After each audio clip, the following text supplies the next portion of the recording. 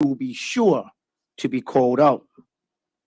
Within my ministry, the Department of Youth, Sport, and Recreation is currently awash in the official colors of Cup Match, especially since we have two Cup Match legends as members of our staff.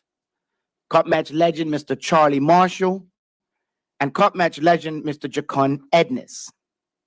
Charlie, at the age of 19 years old, became the first coach to score a century in Cup Match. This was way back in 1980. He would then go on to become the first cricketer to score 1,000 runs in the Classic. Jacon was a wicketkeeper and was Somerset captain in 2012. Jacon also led Somerset to their first victory at Wellington Oval in 34 years. Unfortunately, I would say, Madam President, I think you'd agree, that Somerset has had the cup since then, but this year will be different. Madam President, beyond the friendly rivalry on the field, Cup Match serves as a reminder of the importance of community spirit and supporting one another. It is an opportunity to display the true essence of Bermudian hospitality, where laughter and togetherness are abound. Let us use this occasion to strengthen our community bonds, fostering a sense of belonging and understanding amongst us all.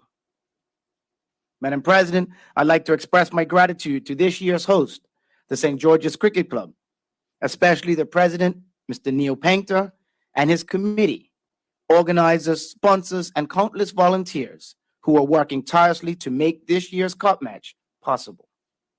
I was pleased to be able to present a check to St. George's Cricket Club yesterday in support of their role as host of this year's Cup Match Classic. We all look forward to the fun and rivalry of Cup Match, but the government also wants to ensure that we celebrate safely.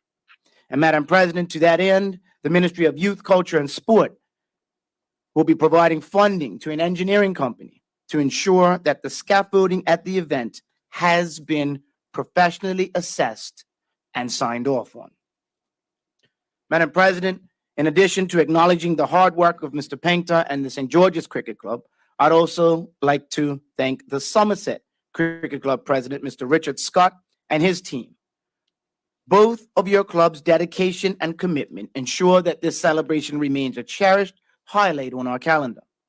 I'm looking forward to the Cup Match trials in St. George's this Saturday and stopping in on my fellow Bermudians as they set up their camps.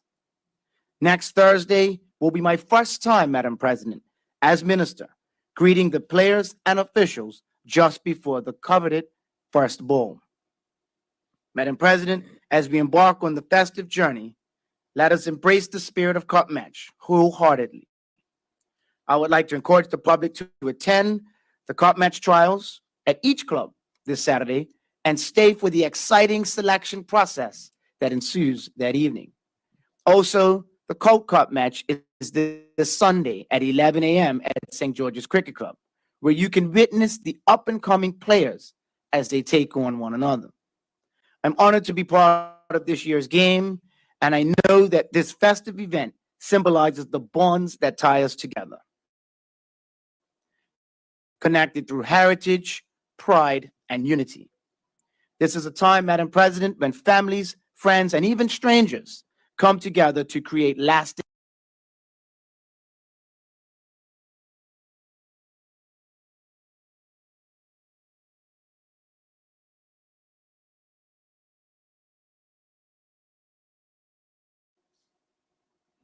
Madam President, today it is my pleasure to provide members of the Senate with an update on the Bermuda Fire and Rescue Service Airport Operations Division and what we are doing to ensure that sufficient resources are in place to meet the increased airport requirements.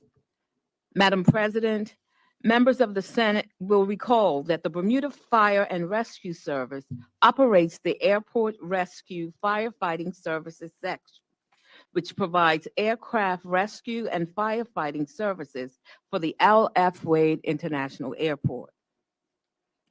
This is an essential service that enables the airport to serve commercial flights in accordance with international standards. You will recall, Madam President, that I advised of the increased staffing requirements at the airport in respect of the minimum duty strength and the need in the short term to bring in overseas firefighters to meet that revised requirement to ensure that airport operations continued uninterrupted. Clearly, we could not afford as a country to jeopardize the operation of the airport, which is an essential component of our economic stability and long-term sustainability. Madam President, it is important for me to underscore that the Airport Rescue Firefighting Services is a retained government service as part of the Airport Project Agreement between Skyport and the Bermuda Airport Authority. The Bermuda Airport Authority is responsible for providing the retained government service and have transferred responsibility for the delivery of the airport rescue firefighting services to the Bermuda Fire and Rescue Service by way of a memorandum of understanding in 2007 with an amendment in 2017. Please note there is no fee paid by Skyport to the Bermuda Airport Authority or to the Bermuda Fire and Rescue Service for this service. Madam President, I am pleased to report that we have advertised and recruited a further 24 local recruit firefighters. These new recruits are scheduled to travel to Newcastle in the UK on the 5th of August 2023 for 6 weeks to receive specialist training that will certify them as aircraft rescue firefighters. The Newcastle International Fire Training Academy is a world-class aircraft rescue firefighting training facility with highly qualified instructors. During this training, our firefighters will be required to demonstrate competence in the following areas: saving and preserving endangered life at incidents, extinguishing fires at aircraft incidents, maintaining operational readiness of resources, site and position vehicles at an incident location, implement action to resolve operational incidents, contain and control spillage or release of hazardous material, and recognize airside hazards and minimize risks. On successful completion of their training, each recruit will be issued with a certificate of competence in line with CAP 699, which is Standards for the Competence of Rescue and Firefighting Service Personnel, developed by the UK Civil Aviation Authority. Madam President, this recruitment drive represents the last phase of the Bermuda Fire and Rescue Services emergency plan to rapidly expand and build the extra workforce capacity required to meet the new minimum staffing levels mandated by the aerodrome regulators. The fire service's efforts to reach this stage was extraordinary because of the timings of similar recruitment drives taking place in the wider ministry.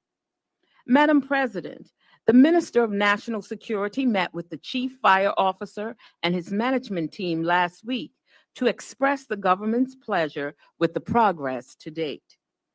Barring any unforeseen problems, the newly trained fire officers will replace the overseas consultant firefighters on the 1st of October, 2023. Madam President, not all jurisdictions hire raw recruits and train them for the fire service. Some will only hire trained and qualified firefighters. Bermuda, however, hires raw recruits and trains them to be firefighters. It typically takes 24 weeks for the foundation training, and then there is further specialist training. With this particular cohort, the intent is to have them certified as aircraft rescue firefighters and subsequently deployed at the airport to replace the remaining overseas firefighters by the 1st of October, 2023. Madam President, We currently have 16 overseas firefighters remaining in Bermuda who will fulfill their contracts until they are replaced on the 1st of October 2023. On a related note, I can advise that we are planning to fill a number of posts in the service resulting from retirements and recent promotions. This will include the Assistant Chief Fire Officer's post.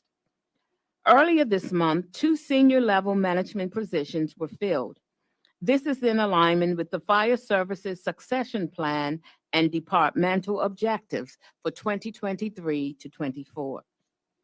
Madam President, we are committed to ensuring that there are sufficient resources at the airport to maintain operations.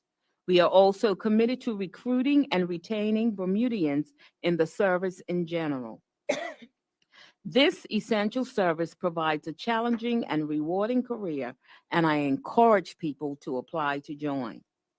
Madam President, in closing, I hasten to remind members of the Senate of the commitment made to this country that we would replace the overseas firefighters at the airport with qualified Bermudians. This recruitment and overseas training of Bermudian firefighters will achieve that aim. This is another example of a promise made and promise kept. Madam President, I would like to express my gratitude to the women and men throughout the Bermuda Fire and Rescue Service for their continued outstanding service to this country, without which our lifeline at the airport would not be able to function and operate. Thank you, Madam President. Thank you, Senator Emily Dill. I believe you have a second statement. You can proceed when you're ready. Thank you, Madam President. Madam President, I will provide today members of the Senate and the public with an update on the upgrade of the island's closed circuit television network, or CCTV. Madam President, members may be aware that in 1999, the first public CCTV system was implemented in Bermuda. In 2014, the CCTV network was upgraded to incorporate island-wide coverage at a cost of $3,910,737.91, plus a 5-year managed maintenance contract that cost $2,525,600.40. Madam President, members may also recall in February 2022, that this government committed a $1 million boost to upgrade the island's CCTV network as promised in the 2021 speech from the throne. Madam President, today I would like to announce that Digicel Bermuda was awarded the contract to upgrade the CCTV network and provide a managed maintenance service plan at a total cost of $4,047,440. Madam President, the cost is broken down into 2 parts. Number 1, total equipment and installation value is $1,035,500, and number 2, a 5-year managed maintenance service plan valued at $602,388 annually, for a total of $3,011,940. Digicel Bermuda has a 135-year history of doing business in Bermuda, dating back to the Bermuda Telephone Company, or BTC. Madam President, Digicel Bermuda also has 20 years of experience delivering successfully managed and deployed CCTV solutions on several different government and emergency services projects in Trinidad, Dominica, Antigua, Curacao, St. Lucia, El Salvador, and the Turks and Caicos. Madam President, I'm happy to report that the agreements were signed on the 5th of July, 2023, and an initial payment was made on the 7th of July, 2023, to secure the equipment for the project. During the negotiations process, Digicel Bermuda commenced the new fiber installation and to date has completed 37 of the 132 site locations. Madam President, the upgrade is expected to take less than 25 weeks. The CCTV network will have a soft rollout over the Cup Match holiday and will be fully operational before the Christmas holiday period. Madam President, the new CCTV network will have the added resilience of running on Digicel's fiber and LTE networks. The 247 new cameras include facial and license plate recognition, PTZ or plan tilt zoom, multisensory, and varifocal. Madam President, a single multi-sensory camera has 4 fully functional cameras in one and can cover a larger area while maintaining clarity. Madam President, the new cameras are perfect for video monitoring applications where lots of detail is needed. Additionally, the new CCTV network will have all the necessary software to manage the new cameras and will also include a video management system and brief cam analytics. Madam President, the Command, Control, and Communications Center will be composed of a control room with monitoring stations and a video wall with a communications cabinet. Madam President, the new CCTV network offers higher resolution and expanded coverage. It also gives the Bermuda Police Services, or the BPS, an opportunity to incorporate state-of-the-art technology to assist in tackling violent crime in Bermuda. The primary objective of this project is to improve the security and surveillance capabilities of the BPS. This will be achieved by implementing advanced surveillance technology that aims to increase the BPS's ability to monitor and respond to potential security threats, as well as enhance our forensic capabilities. Madam President, it is important to note that the new network has the potential to have software features added onto it that can tackle road traffic offenses. As we finalize the next steps for speed red light detection, I will provide further updates. Madam President, I am pleased to advise that the Ministry of National Security and the BPS worked diligently with the Department of Information and Digital Technologies, the Attorney General's Chambers, the Office of Project Management and Procurement, and the Ministry of Finance to ensure that this offer achieved best value and also met all of the requirements for the government and the people of Bermuda. Madam President, I would like to thank the team for their work on this phase of the initiative. Madam President, we have delivered on the promise made to upgrade the island CCTV network. As I stated previously, we will build on the new CCTV network as a part of our commitment at the Ministry of National Security to meet our mission of working together to keep you safe. Thank you, Madam President. And thank you, Senator Emily Dill, Junior Minister for National Security. Item number 9, introduction of bills, there are none. Item number 10, the first reading of public bills. The following public bill has been received from the Honorable House of Assembly and is now read for the first time. Its title is the Investment Funds Amendment Act 2023, and this bill will be taken up on our orders of the day. Item number 11, the first reading of private bills, there are none. Item number 12, question and question period. Senators, we will entertain questions on the statements that have been presented this morning, and the first one is in the name of the Minister Darrell about Cup Match 2023. Would any senator care to ask? Senator Tucker, you have the floor. Thank you, Madam President, and good morning again to my Senate colleagues and the listening audience. Just a general question to the minister, and that would be How many companies submitted bids for the assessment of the scaffolding project? If the minister can sort of give some information around that. Just want to know if it was a bidding process, if they had just gone out and selected somebody, what that process involved. Thank you, Madam President. Thank you, Senator Tucker. Would any other senator care to ask questions? No, then it's over to you, Minister Darrell. Thank you, Madam President. The government, other than ensuring that this was funded, was not involved in the process of selecting the engineer. That is all taken care of and organized by the club, and the government funded the club, who then gave the money to the engineer. So the government was not involved in the procurement process of the engineer.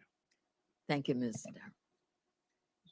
Senator Tucker, you have a second question or supplemental? A supplemental question, Mhm. please. Thank you to the minister for providing that information. That is very helpful. I'm just curious to know whether there was in providing the government providing the funding, was that part of the $50,000 contribution that was made, or was that in addition to the $50,000 contribution that was made? Thank you, Madam President. Thank you, Senator Tucker. Addition to, Minister. Madam President. Senator Tucker. Yes, thank you, Madam President. Can the minister provide us with that number, please? Thank you, Madam President. Mr. Darrell. $14,375.32. Thank you, Mr. Darrell. No other questions from anybody else? We'll move on then to the next statement, and that was was given by Senator Emily Dill, airport fire rescue. Would any senator care to ask questions on that statement? Senator Tucker? To you. Yes, thank you, Madam President. Can the junior minister let us know what the whether there were additional entities that bid for the CCTV contract? I would like to know if there were others other than Digicel was named obviously as the winner, but were there others competing for the business as well? Thank you, Madam President. Thank you, Senator Tucker. Would any other senator care to ask questions while she's? Senator DeCuto, you have the floor. Thank you, Madam President. While we're covering questions on the CCTV, I note that we talked about facial recognition and the number plate recognition. I think another word for that might be the ANPR, which is you'll hear about in many other jurisdictions, or automatic number plate recognition. So my questions are related to those two features. And, number one is, would we expect to see automatic ticket generation for speeders, which you can get in many jurisdictions? They see that you're speeding, the camera sees your license plate, and they just send you a ticket in the mail. That's my first question, Madam President. Should I pause or go with my related questions? Senator Dill.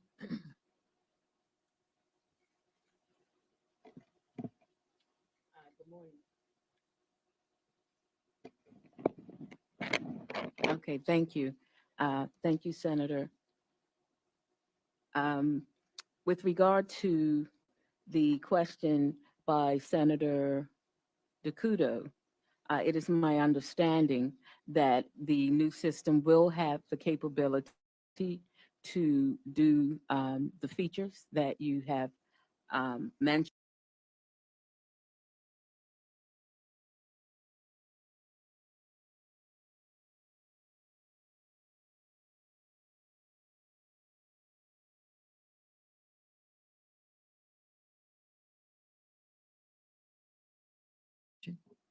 It's A a supplementary, yes. Mhm. My question is, is there a specific plan to use those features to do automatic ticketing or something like that?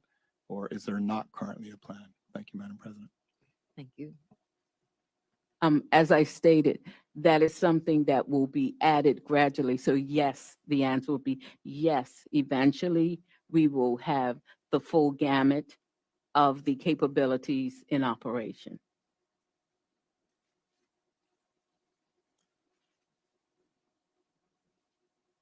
Se- Senator Tucker's question.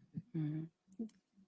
Excuse me, Madam President, I actually have a couple more questions, two more questions, if you prefer that I just ask them all at once or just wait for the response to the If first they're- question.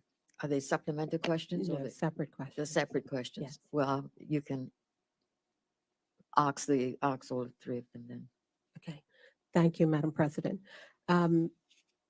I would like to know if the junior minister can provide a breakdown of exactly what is covered, just a basic understanding, so we know what is covered by the managed maintenance plan that is totaled $3 million, $3,011,940. So if she can just give us an idea of basically what are we paying for? What is this large amount? What's that covering?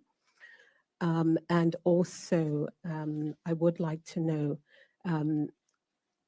if she can give us an idea of when phase 2 of this project will be rolling out. And that is the traffic portion, because what was clear in the statement, Madam President, was that this initial phase is not about traffic at all.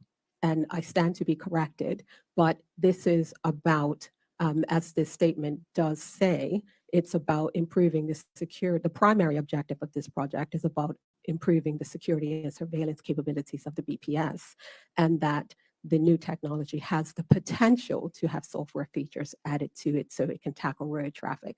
So as the junior minister just mentioned, that's a phase 2 project. So if she can give us some idea of when we can expect phase 2 to roll out, because obviously with all the road traffic incidences that we have going on that we're faced with in this country, it would be wonderful to know when that will be a priority. Thank you, Madam President. Thank you, Senator Tucker. And those are your 3 questions. Senator DeCouto, you have a second question? Yes, thank you, Madam President. My second question is related to the facial recognition and also the automated number plate recognition. And I want to just preface the question by saying this system we support. It's a valuable and important tool for public safety that, frankly, I think most people on the island have been really waiting for. We have to appreciate that when we create these tools, they have consequences and implications that we need to carefully understand and manage. And that's the context for this question. So how would PIPA relate to the data and information captured and produced by this system? So for example, if we see the movies, you see these systems in play and they can track an individual all around a city and pop it up on a computer and store it for years and months. And I think we could say, if I had someone in a camera following me on a bike, videotaping my every move on the road, I don't think anybody in Bermuda would like that. So how would PIPA cover this? And what are the policies that the government will put in place to protect privacy and control access to this very sensitive personal data, such as data retention policies? And I'm specifically concerned with this facial recognition. My understanding is that this is an important tool, but has a lot of problems with false positives. And my understanding is that's especially a case with people of color or women. And so just to repeat my question is what will be the policies for control and access to this data and data retention and relation to PIPA? Thank you, Madam President. Thank you, Senator DeCouto. Senator Dill? Thank you, Madam President. With regard to Senator Tucker's question and the procurement process, yes, we did go through the regulated bidding process with regard to choosing of the company that will provide the service. With regard to the questions regarding the maintenance, exactly what the maintenance consists of, I have reached out to the technical officers for the outlining of exactly what that consists of. And certainly, Senator DeCuto, you have certainly highlighted the reason why the government has not implemented all of those more advanced technologies initially. We will be working assiduously to ensure that proper policies are in place and that we do all that is necessary to ensure that our people are protected as we go forward.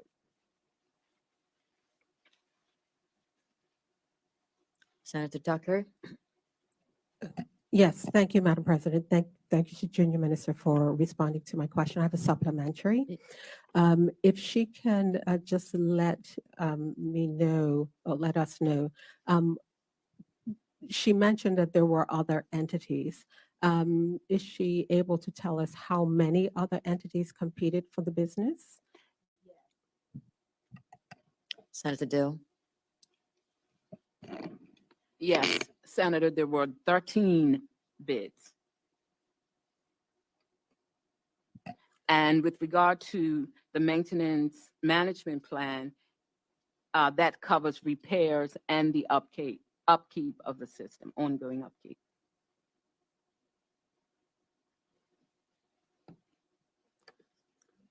Senator Tucker, you have a supplemental? Yes, Madam And President. that's your second, sorry, Second. beg your second. The second supplemental that I do have, as it relates to the bidding of the other entities. The junior minister mentioned that there were 13. Is she able to tell us what was the basis for selecting Digicel over the others? Thank you, Madam President. Thank you, Senator Tucker.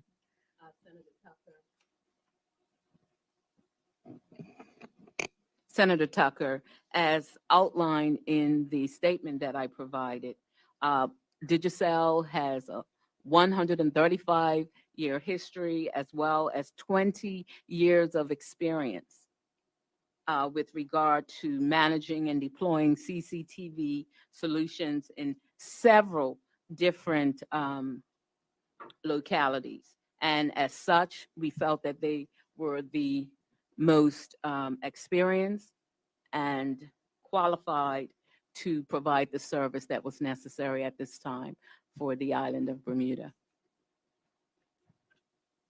Senator DeCuto? Thank you, Madam President. I have a supplemental with respect to my questions on the policies regarding the data. Would the senator be able to provide an indication of the timelines by which these policies would be developed and we would see these more advanced features put into play? Would it be, for example, 6 months, 12 months, 18 months, and so forth? Thank you, Madam President. Thank you, Senator DeCuto. Let me add, I wanted to also say that Digicel also has the existing infrastructure that would enable us to expeditiously install the additional cameras and to basically provide the support that is needed. Can you, Senator DeCuto, can you ask me that question again, please? Yes, thank you. What would the timelines be where we should expect to hear more about the policies with respect to the personal data captured by these systems and putting into play the advanced features of these systems? Thank you. Thank you, Senator DeCuto. I'm not able to provide that timeline with regard to the advanced features. Thank you, Senator Dill. Senator Tucker, you had a third supplemental or third question? This is the second supplementary on the question I asked about the maintenance Yes. contract. Mhm. Can the junior minister tell us whether monitoring is also covered as part of that managed service contract? Thank you, Madam President. Yes, it is. third supplementary, please. Senator Tucker, you can give your third supplement. Okay, thank you. If the junior minister can tell us how the monitoring aspect will go, because based on the press conference I saw last evening, I believe that the police commissioner mentioned that the 911 room operators may be participating in this monitoring aspect. So if she can provide some clarity around that, because I may have misunderstood, but I believe that's what he said, that would be appreciated. Thank you, Madam President. Thank you, Senator Tucker.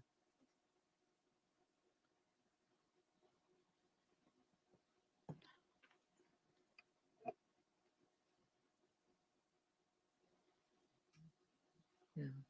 Senator Dill. Senator DeCuto, I've been advised that during the next calendar year, 2024, is when they will begin that process and outline the policies that will be related to its implementation. With regard to the system monitoring, not only will we have the monitoring by the 911 staff, et cetera, but the system, of course, records and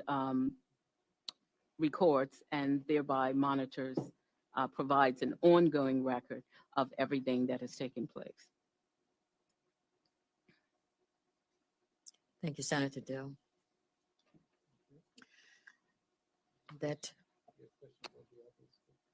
I'm going to ask that, but Yes, sorry, Madam President. I haven't received an answer to my third question yet.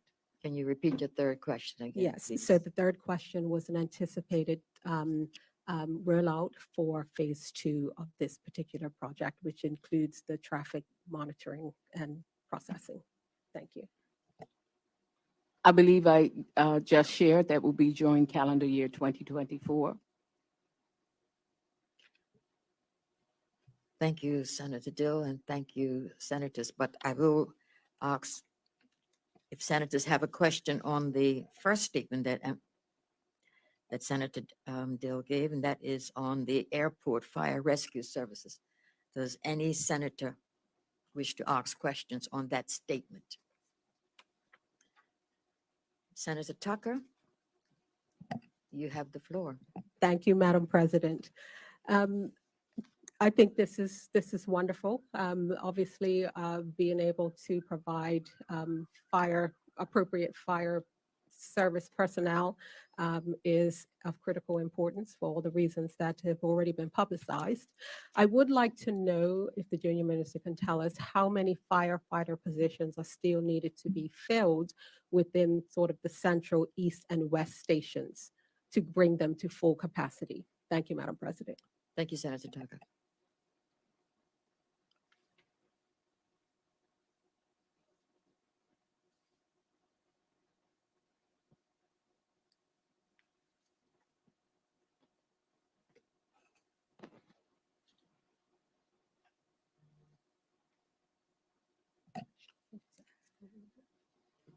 Certainly, as you can certainly celebrate with us, that we have done, they have done a mammoth job in terms of getting out and getting the recruits that are necessary. And I'm waiting for the exact numbers because you have asked us to specify. So I'm just waiting for those exact numbers so I can share those with you. Thank you, Senator Dill. Senator Tucker, you had a second question?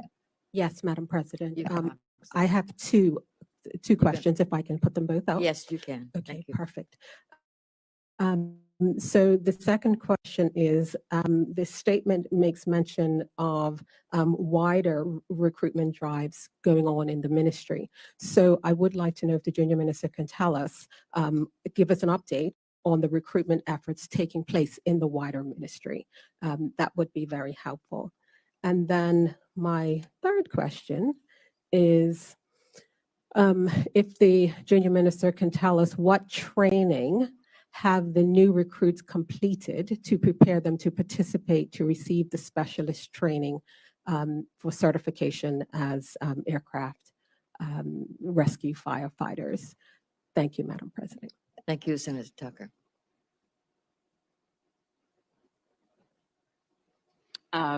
With regard to their training, I believe that the statement clearly outlined that they will be traveling overseas beginning on the 5th of August. And during this training, they will receive specialist training that will certify them as aircraft rescue firefighters.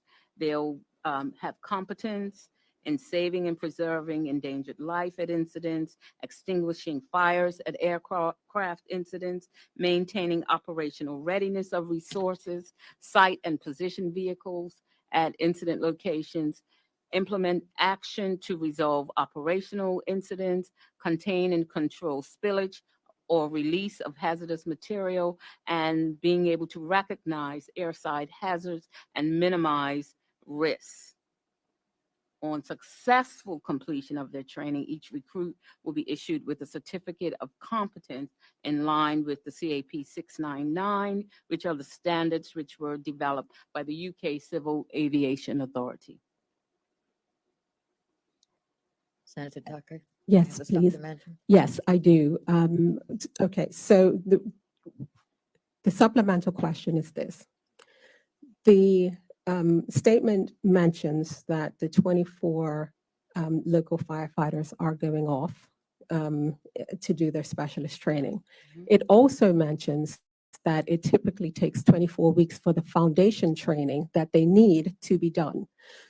So can I, if the junior minister can confirm that these 24 firefighter recruits were actually hired in March, because that would be it would be somewhere in March where that would allow that 24 weeks for them to do the foundation training in preparation for the specialist training that they're going off to do in August. So if she can just clarify that, that would be helpful. Thank Thank you, you. Senator Tucker. Thank you, Madam President.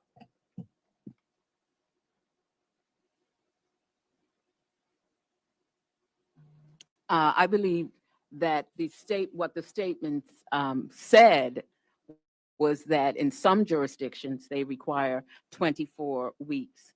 But we are working within the constraints of the current needs in Bermuda, and they have been working with these recruits, and I can assure you that they will be fully trained and ready to operate by the date that is outlined, which is the 1st of October, 2023.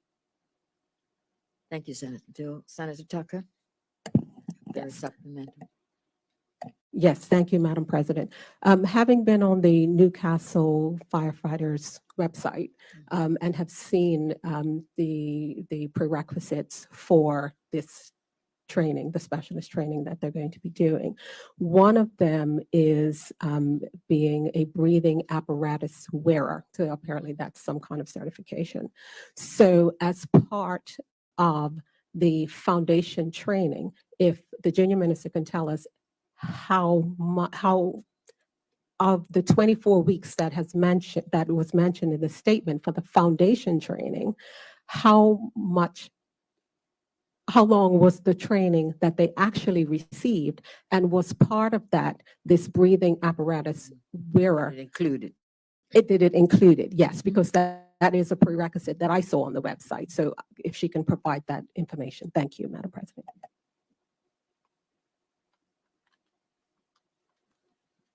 Okay, with regard to your earlier question, the Bermuda Fire and Rescue Service will require an additional 15 firefighters to bring the structural operations to full capacity.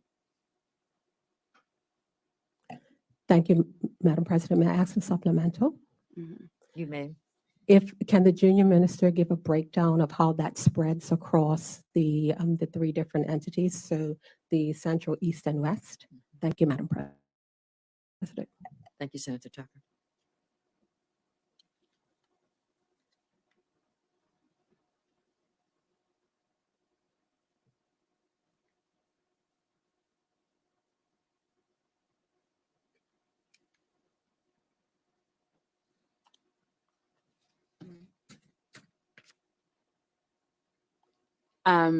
I think in the interest of time, we should perhaps move on. I'd love to be able to tell you that I could rattle off those numbers off the top of my head, but I cannot, but I will certainly provide that information to you.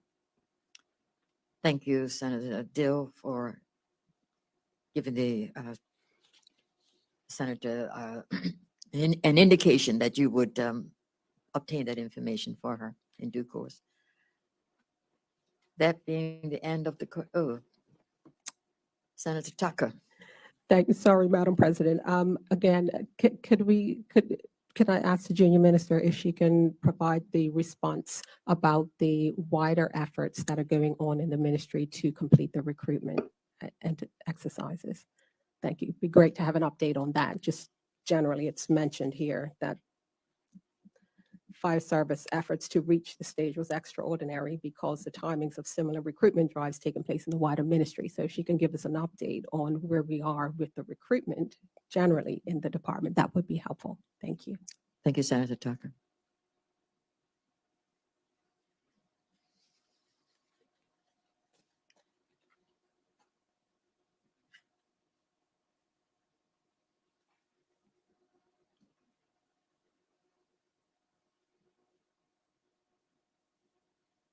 Okay.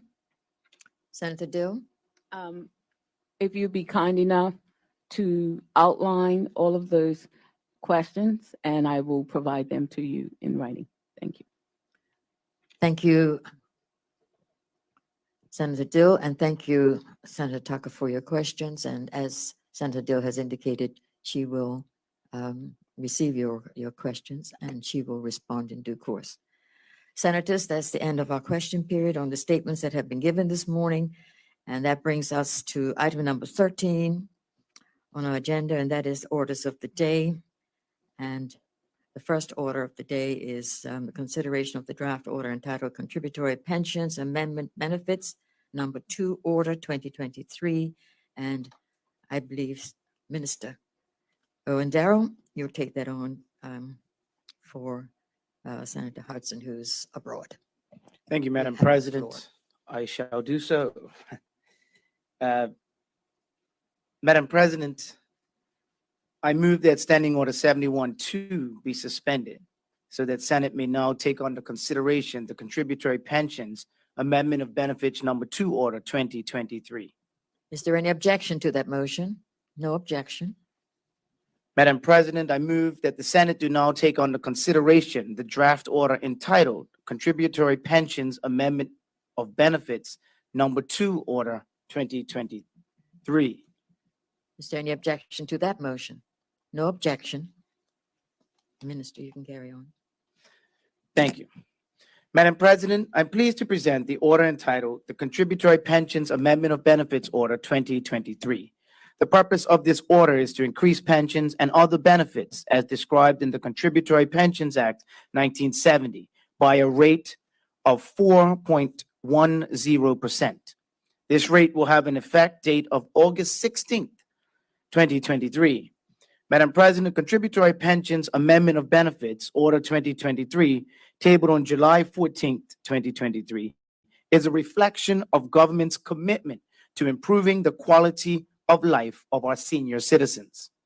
Madam President, the government's 2020 election platform declared that this government will put our seniors first and implement annual cost of living increase for social insurance pensions that will be linked to the rate of inflation to help lessen the hardships that too many of our seniors now endure. Madam President, like most other countries, Bermuda currently provides retired individuals with a social insurance benefit from the Contributory Pensions Fund and an occupational pension from their employer. Through no fault of their own, currently a number of retired persons are not receiving an occupational pension and are therefore relying on the social insurance benefit as their sole source of income. Madam President, this is not an ideal situation, and the government continues to do its utmost to ensure that seniors who rely heavily on their social insurance benefits are cared for suitably.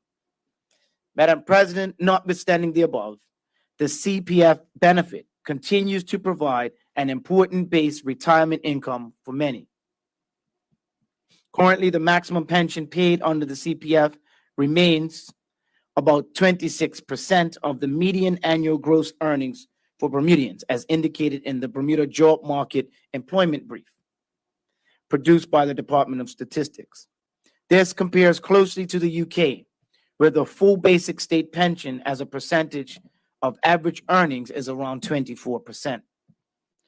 Madam President, as mentioned, the purpose of this order is to increase pensions and other benefits under the Contributory Pensions Act 1970 by 4.10% as of August 16th this year. This is when increases are typically made to the benefits. Per the government actuary, the 4.10 increase in benefits would represent a small negative impact on the overall development of the fund. Madam President, there are currently 5 types of benefits payable under the Contributory Pensions Act 1970. All of the pensions and allowances will be increased by 4.10%. These pensions and allowances are the Contributory Old Age Pension, the Contributory Widows and Widower Allowance, the Contributory Disability Benefit, the Non-Contributory Old Age Pension, and the Non-Contributory Disability Benefit.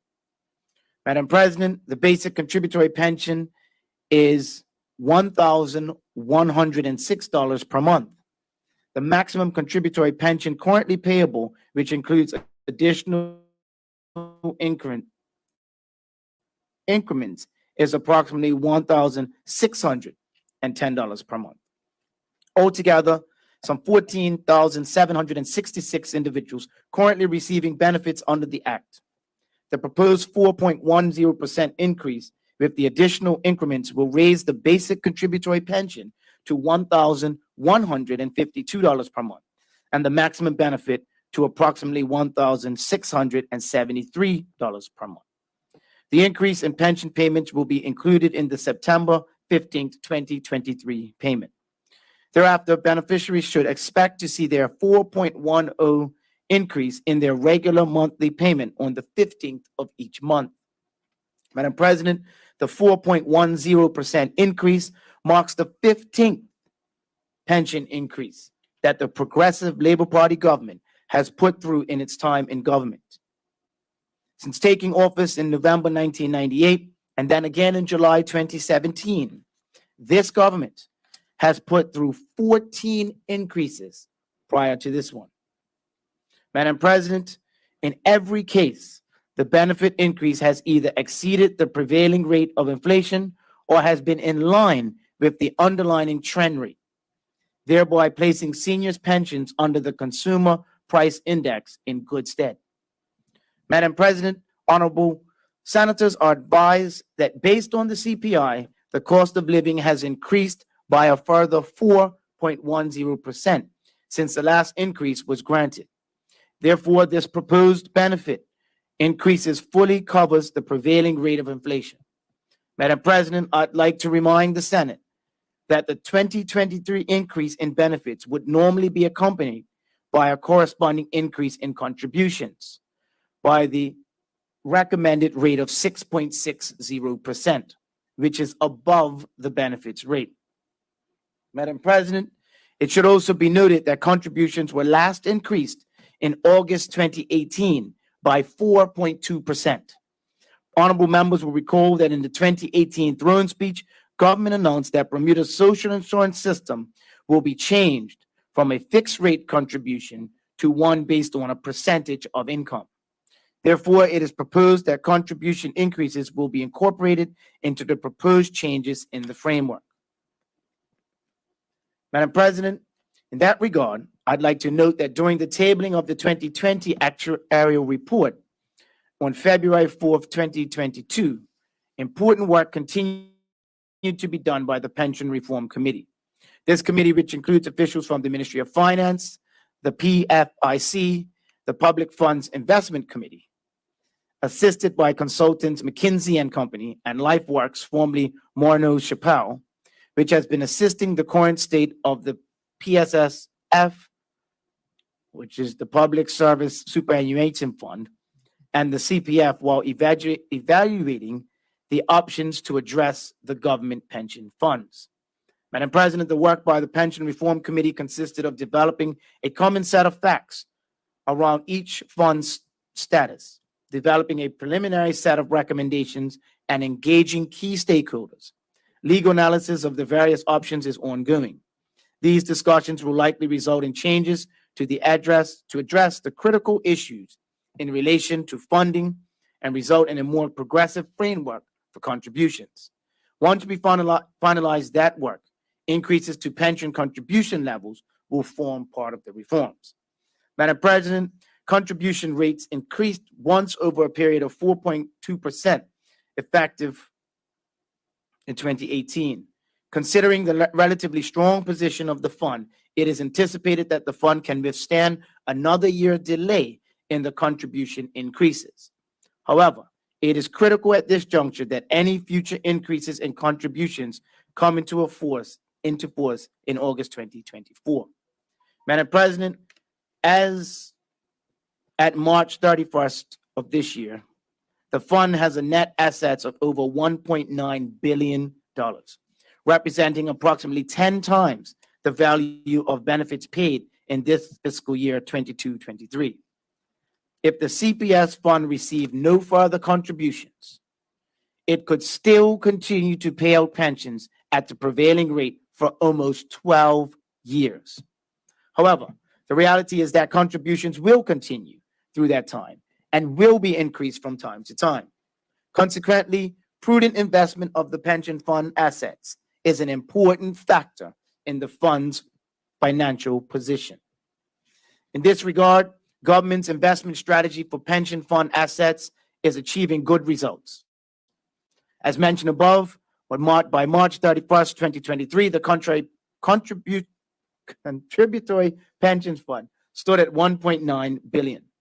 Nominal rate of return for the 10 years preceding March 2023 has been 5.4%. Madam President, as evidenced by the 2020 actuarial report tabled in another place on February 4th, 2022, the viability of the fund in the short to medium term is good, with the fund being positive for the next 21 years until 2044. However, recognizing the long-term challenges pensions generally, the ministry will continue to closely monitor the performance of the fund. It should also be noted that the funding policy for the fund is not based on full actuarial funding, but based on sustainable funding. That is, contributions plus investment income should cover benefits and administration expenses on an annual basis, while the fund builds up sufficient reserves to cover several years of benefits and expenses to withstand future adverse circumstances. Madam President, despite the encouraging short to medium term outlook on the fund, which is clearly evident from the latest actuarial review, is that Bermuda, like most of the developed world, is faced with challenges associated with the growth of an aging population. This increase in our seniors will obviously place a greater strain on the country's pension system. It is therefore essential that government continues to closely monitor the performance of the fund and our overall pension arrangements to ensure the long-term sustainability of the fund. However, taking care of our seniors is also a priority for us. We remain confident, Madam President, that we will continue to strike the right balance between social and fiscal responsibility. Madam President, in closing, I wish to again assure members, and more importantly, current and future pensioners, that the government is sensitive to the challenges facing pension plans of this nature. We will therefore endeavor to take the appropriate steps to enhance the benefits paid from the National Pension Plan, as well as ensure that the fund has the ongoing ability to pay for such benefits. As such, I am proposing that this bill be passed into law. Thank you, Madam President. Thank you, Minister Darrell. Would any senator care to speak on this bill? Senator DeCuto, you have the floor. Thank you very much, Madam President, and thank you, Minister, for that fulsome presentation. A pension is a promise. We've been hearing a lot about promises recently. And I just want to do a recap of the different kinds of pensions to really set the table for my discussion on this, Madam President. The minister did briefly allude to it. Pensions are promises.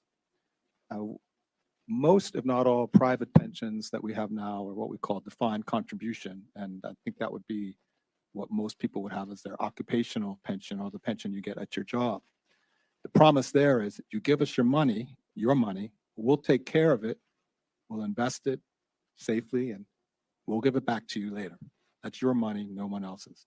You want more money later, you got to put more money in now. The upside is you're going to get your money back.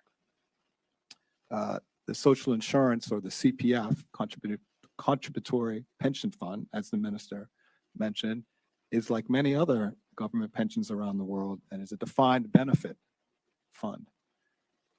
The promise that's made by that fund is we promise exactly what you'll get out.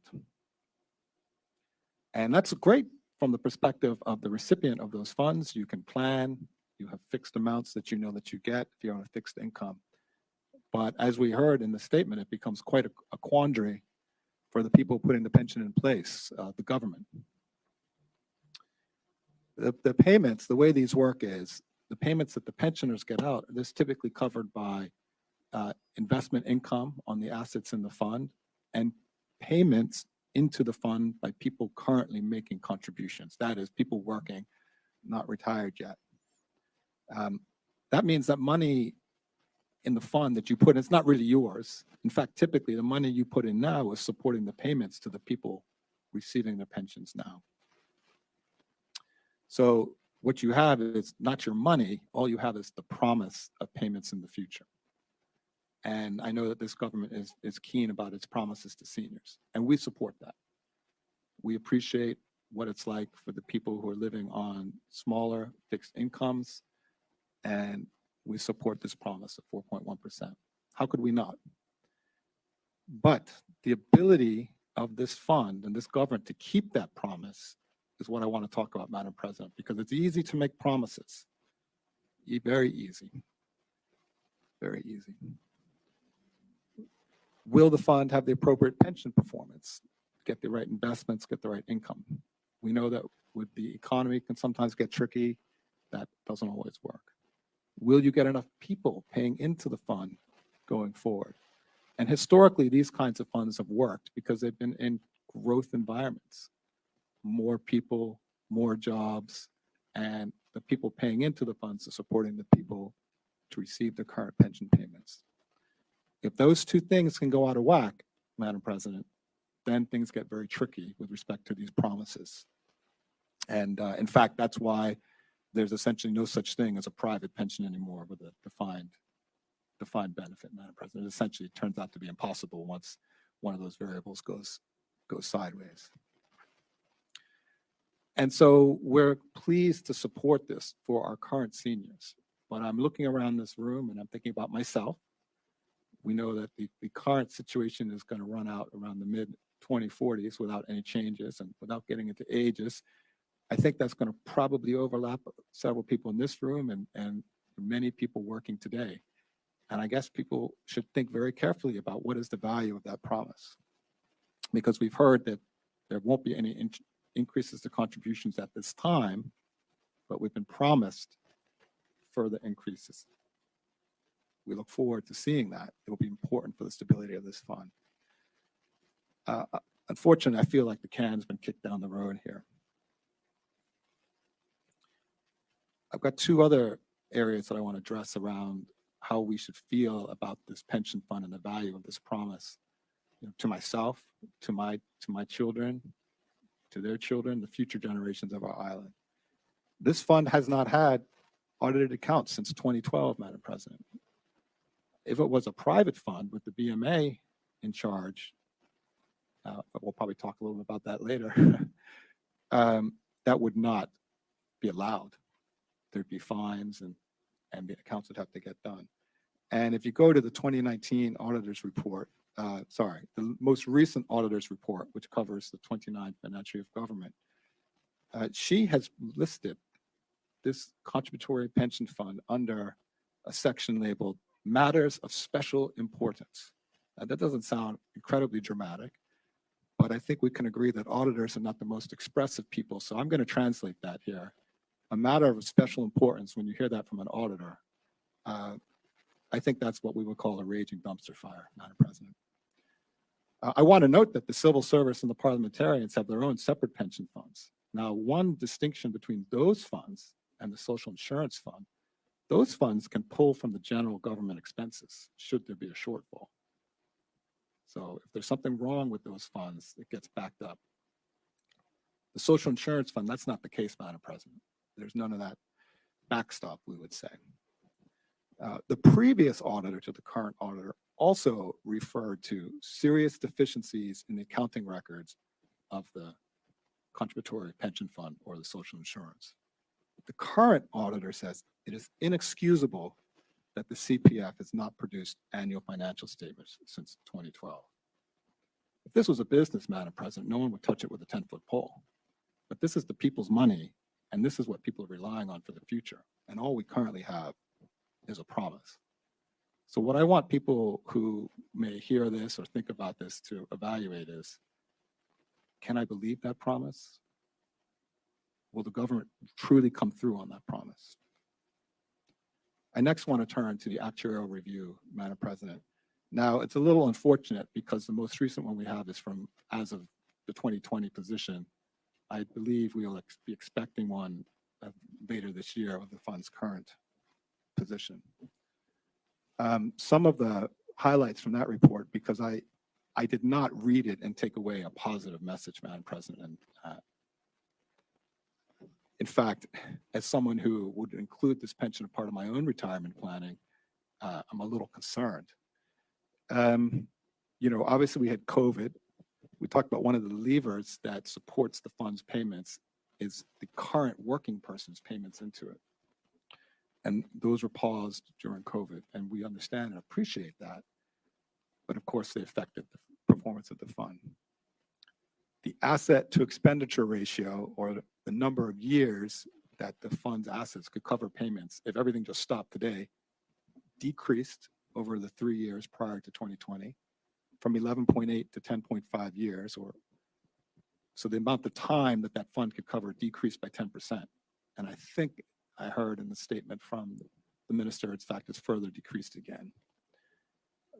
The number of contributors to the fund decreased 35,889 people down to 34,629 people over that 3-year period, or minus 3.6%. Why is that important? That's the number of people paying into the fund, and that's a critical support of the payments going out of the fund.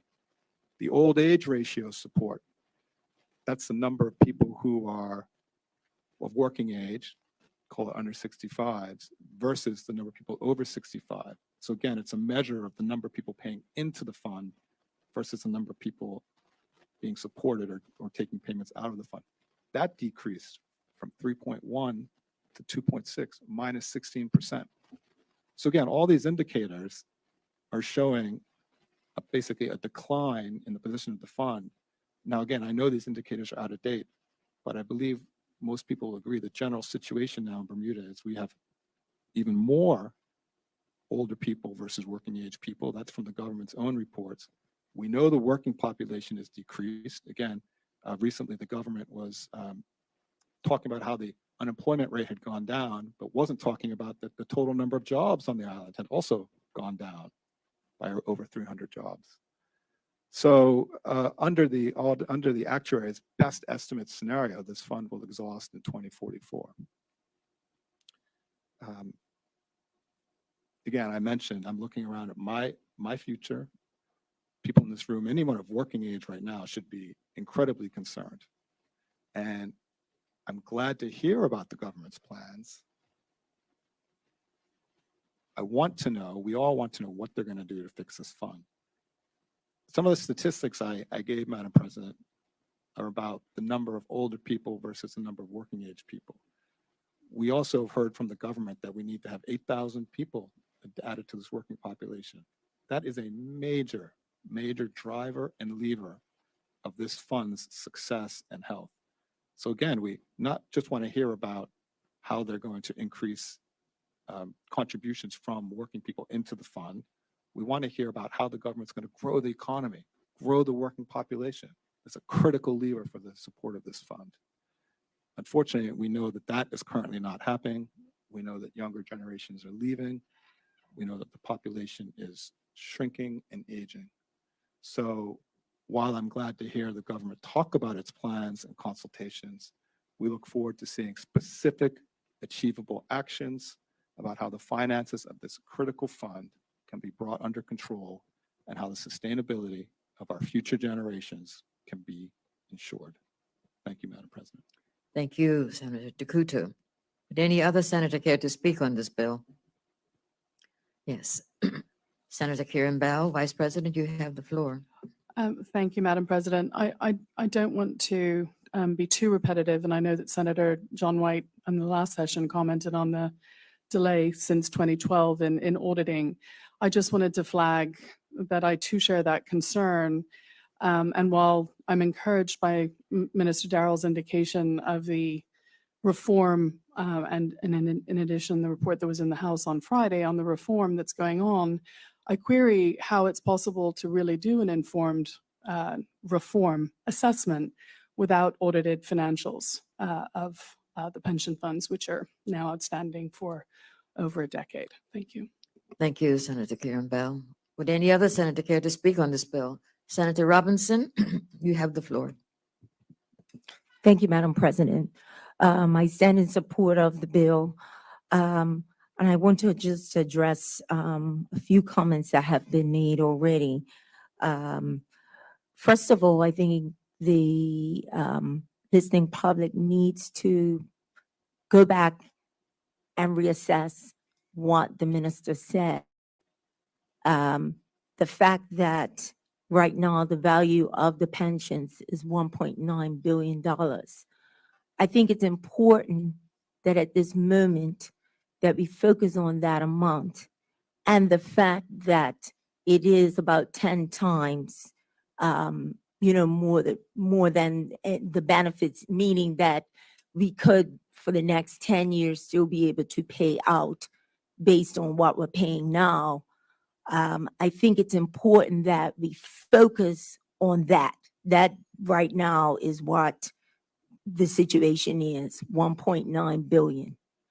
Now, to talk about some of the other items, as far as, for example, we need more people to be working because this is, we are in, and as the minister said, it's not just Bermuda. And again, I want to make the listening public understand that the situation that we are in is not just a Bermuda situation. This is a global situation where we have more persons retiring than persons into the workforce. This is what has happened. We have the baby boomers retiring. And so as a result, yes, there's going to be more people retiring. Now, our government is quite aware of that. And that's why we have put out our economic development strategy. And it's important for people to understand that it's not like we are doing things in the absence of other things. We are actually thinking about the bigger picture. And so when, whether it be Senator Kudo or others say, well, what are we doing about trying to increase employment, etc., we turn to the economic development strategy. And so it's not in isolation that, yes, the economic development strategy is to get more people here to be working, but also those persons that are working can be putting into making the contributions to the pension fund so that it continues. Another thing that the minister also said was about being prudent in investing. But the fact that right now we have 1.9 billion in the fund is a testimony to prudent investing, at least up until this point, and we will continue to be focusing in on that as well.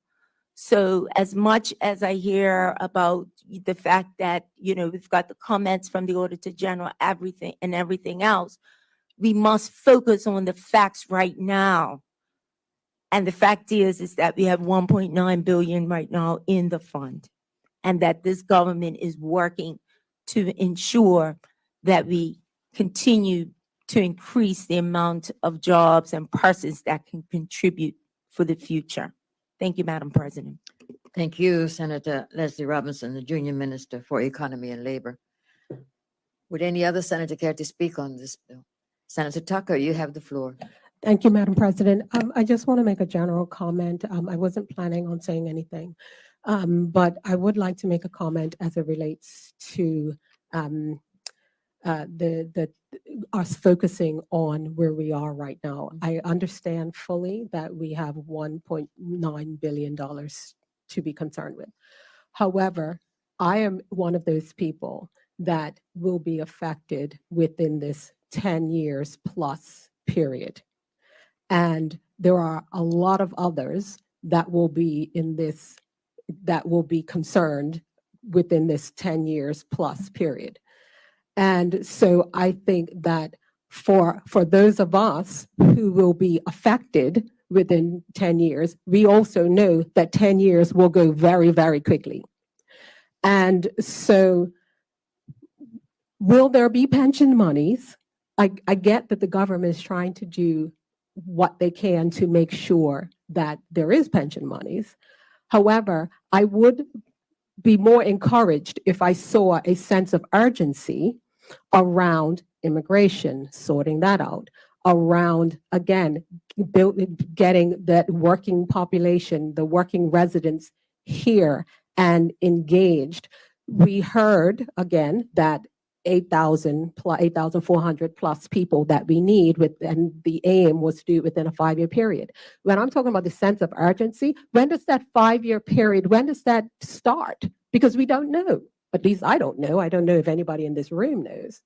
So we need to have that. I'm worried as a person that, as I said, in that 10-year period, who may not have, with all the contributions I've made over the years, if there are not sufficient people pouring into and making contributions, will there be sufficient monies for me?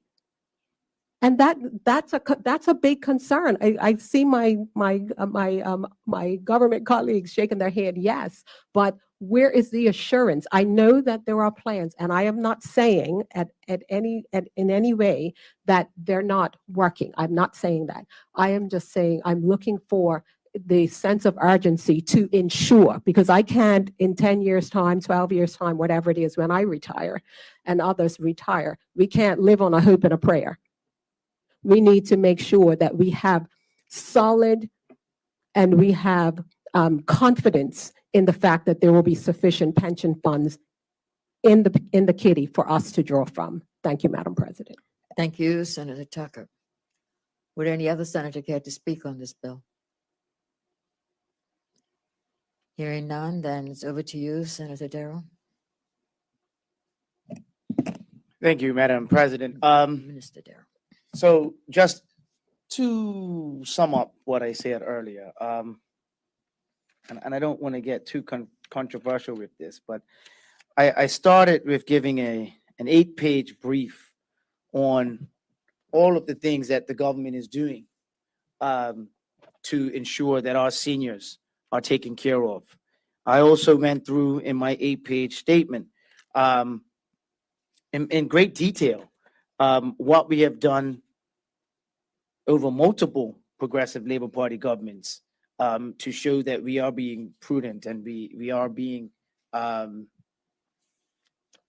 responsible with taking care of our seniors. And I also gave worst case scenarios and how long it will take. And it's not surprising that some members in the chamber today are only focusing on, possible scenarios that are even beyond worst case. But to just answer a few questions, the next actuarial review is actually scheduled for this year in 2023. And the technical officers, and I would like to tell them thank you. Those that are working very, very hard for the people of this country are working very hard to get ready for this review in 2023.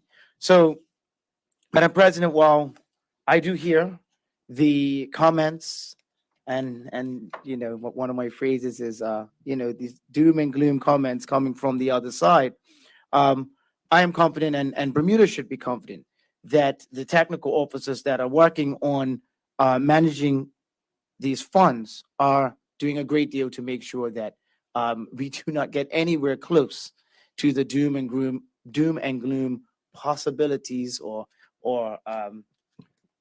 Point of order, Madam President.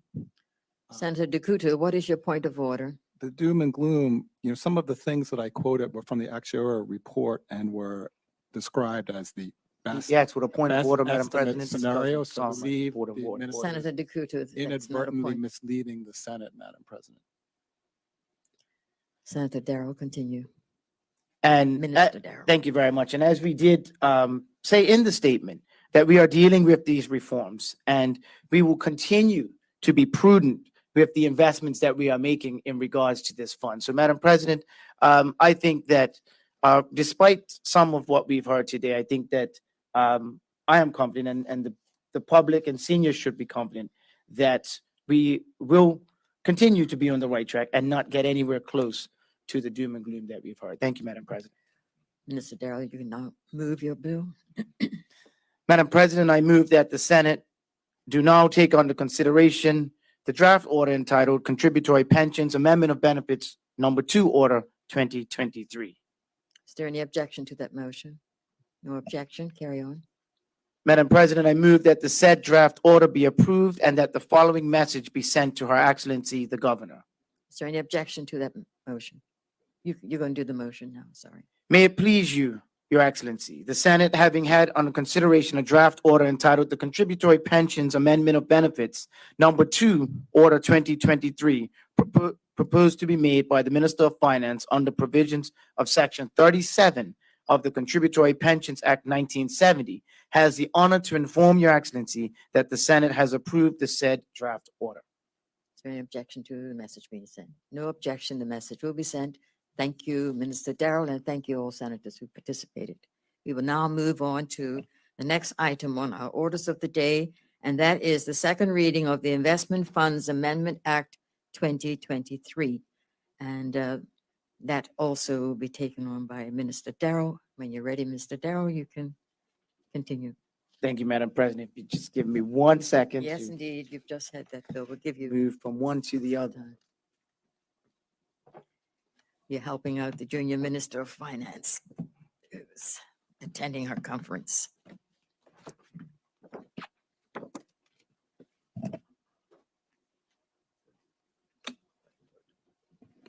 Yes.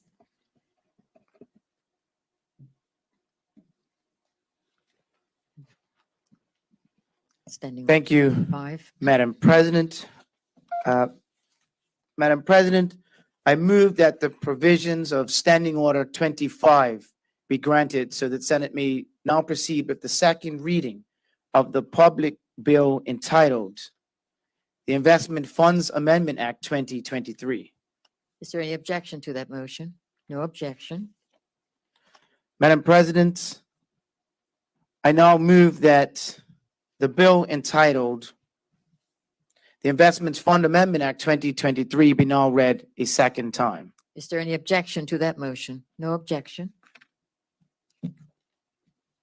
Madam President, I'm pleased to present the bill entitled the Investment Funds Amendment Act 2023.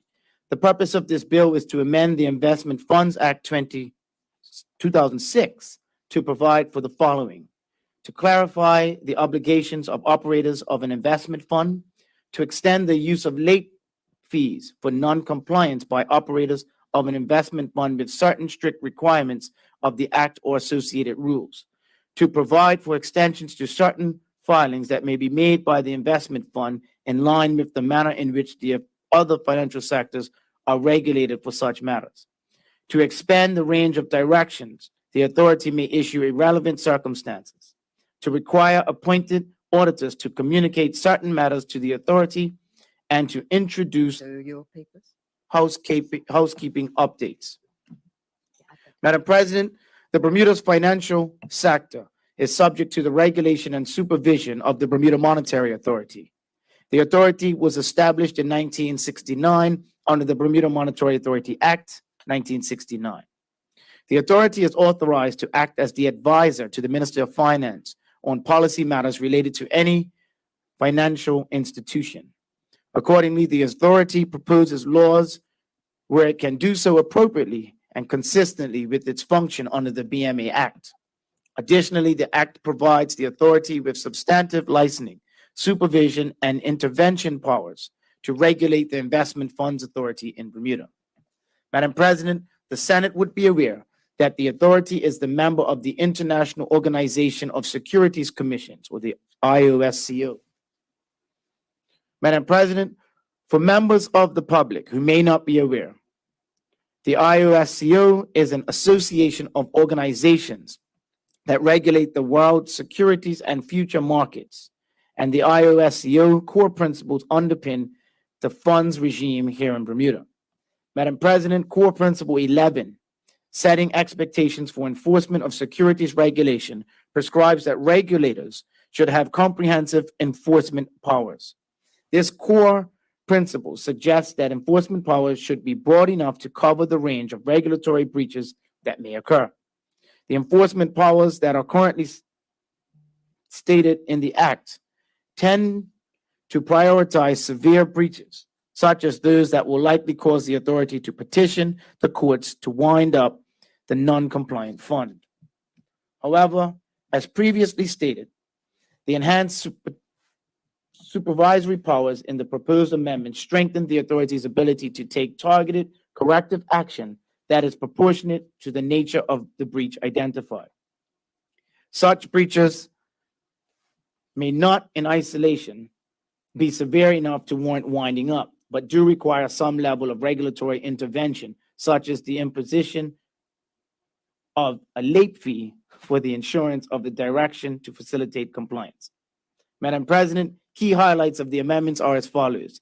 The authority's powers to issue directions to an investment fund will be expanded by granting the authority a power to issue directions to authorize, designated, and registered funds similar to the powers it exercises in relation to the other regulated entities. Provision for filing extensions will be included within the Act to allow a fund to apply for an extension to the time frame for filing its annual certification. Late fees will be introduced, which will be payable where an operator fails to comply with a requirement within a time frame stipulated under certain sections, and the authority will be empowered to recover any unpaid late fees as a civil debt. Requirements will be introduced which require appointed auditors to communicate certain matters to the authority, similar to the requirements of appointed auditors of other regulated entities. Madam President, the amendments outlined in this bill are aimed at ensuring that the authority continues to possess the appropriate range of supervisory powers and can be applied proportionately to effectively should regulatory considerations warrant. Madam President, in addition to the deterrent benefits associated with the proposed late fees, expanding the range of directions the authority may issue and requiring auditors to notify the authority of certain information allows the regulator to take swift, targeted action that is commensurate with the nature and scale of the breach and ensures the interests of fund participants are appropriately safeguarded. Madam President, it should also be noted that the proposals outlined in this bill ensure that the Act is appropriately aligned with the supervisory powers of the authority outlined in other local financial regulatory legislation. Madam President, these enhanced supervisory powers will strengthen the authority's ability to take targeted corrective action when breaches of the regulatory requirements are identified, and in so doing, maintain Bermuda's reputation as a well-regulated jurisdiction for conducting investment fund business. Madam President, to gather data on the range of regulatory powers utilized by other investment fund regulators. Research was conducted on the frameworks in comparable jurisdictions. The research identified certain targeted powers that regulators across these jurisdictions might exercise to proactively address fund-related non-compliance issues, many of which already exist across the authority's other regulatory frameworks, such as late fees and broader direction-giving powers. Madam President, in addition to maintaining compliance with international standards, Bermuda has remained committed to open communication and dialogue with tax breach of the European Union. The Directorate General for Taxation Customs Union, also known as DG Taxod. To that end, the authority engaged DG Taxod throughout the process of public consultation, and no immediate concerns were raised. Madam President, it is anticipated that Bermuda's oversight of its investment fund sector will shortly be assessed, with similar exercises be conducted in other relevant jurisdictions as part of the EU's Code of Conduct Group 2023 economic substance monitoring process related to collective investment vehicle regimes. The proposed enhancements to the Act will only have a beneficial impact on the potential outcomes of this assessment and confirm that Bermudians consistently maintains high standards of our licensed financial sectors. Madam President, as of December 31st, 2022, Bermuda's fund sector consisted of a total of 804 funds with a combined net asset value of approximately $292 billion, a 33.29% increase from the previous year, which was mainly driven by the increase in professional closed funds registered this year.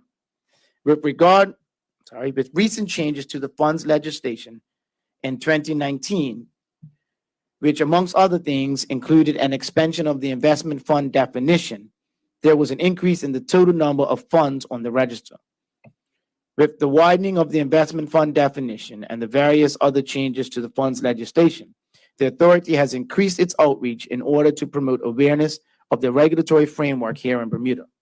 In addition to arranging regular touch points with the industry associations like the Alternative Investment Management Association, the authority organized a presentation to the industry in Q2, and the session was very well attended with 100 plus attendees. This presentation covered the fund's regulatory framework, funds application process, and matters to be communicated to the authority. Madam President, these are just a few examples of the steps that the authority has taken to enhance its engagement with the sector in respect to regulatory and supervisory matters. Madam President, funds determined to be non-compliant are placed under enhanced monitoring by the authority's fund supervision team. Of the total number of funds in Bermuda, 53 funds are currently being monitored for issues of non-compliance. Based on the authority's records, most of the funds that are subject to enhanced monitoring have late audits and/or other late filings. In some cases, the issues of non-compliance are directly attributed to the conduct of the service providers, operators, or officers. These observations have formed the basis for the scope of the amendments that have been proposed in the bill. Madam President, when determining the appropriate levels of respective fees, of late fees proposed, consideration was given to the fee structure in existing local regulatory frameworks, such as the Investment Business Act 2003 and the Insurance Act of 1978. The fee structures and methodologies used in comparable jurisdictions and the scale of the funds that make up the Bermuda market. The proposed amendments are on the lower end of the scale when compared to other local sectors. However, in analyzing the cost of doing similar business, the proposed late fees will land Bermuda in a mid-range when compared to other jurisdictions. Madam President, and according to the authority's normal custom and practice, the relevant consultation papers and stakeholder response letters were published on the authority's website at bma.bm as follows. A consultation paper, proposed enhancements to supervisory powers within the Investment Funds Act 2006, published in April of this year. Appendix 1, Investment Fund Act Amendment. Appendix 2, Investment Fund Amendment Rules. Appendix 3, investment fund offering document rules. Stakeholder letter was published on the 30th of June of this year, highlighting the substantive feedback received through the consultation of the authority's response. Madam President, I wish to express my sincere thanks to the authority, the regulatory unit within the Ministry of Finance, the Ministry of Legal Affairs, and the various investment fund stakeholders, including the Alternative Investment Management Association, for their insistence with developing this bill. Thank you, Madam President. Thank you, Minister Darrell. Would any senator care to speak on this bill? Senator DeCuto, you have the floor. Thank you, Madam President, and thank you, Minister Darrell, for that fulsome brief, and thank you also to the Monetary Authority for the work they're doing in this area. We can definitely support this bill. It's got very specific reasons. It's quite a few different things going on in it, but so I won't rehash what the senator said. I would like to follow on from some of his comments. He talked about the increased outreach by the BMA, and he spoke about enhancing engagement with the sector. Bermuda, Madam President, as you know, used to be a huge operator in this sector. However, currently it is not nearly as much an operator in this global sector. And I think it could be an important part of a diverse, further developing economy. And I hope that the government will work with the BMA to not just do marketing, but to also address substantive issues that may prevent us from capturing a slice of this economic activity. And to put that in context, I'll just give some statistics so people can see what's out there and available for us to compete with. Cayman, 29,000 open or closed-ended funds, and 8,000 hedge funds. BVI, 2,400 registered funds. Guernsey, 900 odd funds. Ireland, 3,200 investments funds, 40% of the global hedge funds business, 4 trillion euros in assets. Luxembourg, 14,000 funds. And if my statistics are correct, around 800 funds or so in Bermuda. So that gives an idea of the room for growth. So if this legislation makes us more attractive while maintaining our standards, that will be a good thing. And like I said, I look forward to hearing more about specific things the government will do above and beyond just marketing, working with the BMA to help grow this sector of a diverse economy. Thank you, Madam President. Thank you, Senator DeCuto. Would any other senator care to speak? Senator Karen Bell, Vice President, you have the floor. Thank you. I think mine is a question which the minister may be able to answer. I mean, first of all, I support this bill, so let me start there. And I think that anything which assists the authority in its supervision and enforcement powers in protecting the interests of investors in Bermuda registered funds is a good thing. But that said, I was particularly interested in the amending section 63A, which is the section which puts the responsibility and onus on the approved auditor to make certain reports to the authority. And the question that I would have is in connection with making it a criminal offense for any auditor who fails to comply with the section, and if that is consistent with approved auditors' obligations in the insurance legislation as well. I was a little surprised to see that there was a criminal penalty attached. Thank you. Thank you, Senator Karen Bell. Would any other senator care to speak on this bill? Senator Leslie Robinson, you have the floor. Thank you, Madam President. Yes, I am in support of this bill, and I think it is quite timely for several reasons. Number one, it's making sure that we continue to be in line with international standards, and I want to let the public know that international standards are always changing. They're always regimes are continuing to be enhanced. And as a result, this particular, or these amendments are needed in order for Bermuda to continue to be in line with the ever-changing international standards, whether it be the OECD, the European Commission with respect to tax, etc. Also, I guess I want to also just comment a bit on Senator Takuto's point about the fund sector in general. And I guess I want to broaden it even a little bit more with respect to the whole sort of asset management and investment sector. And I do understand and share his comments.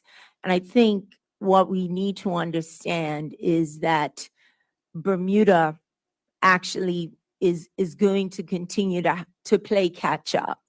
And a lot of it is because years ago, and I will say for many decades, one of the things was that we only had a few law firms, and they were Bermuda law firms.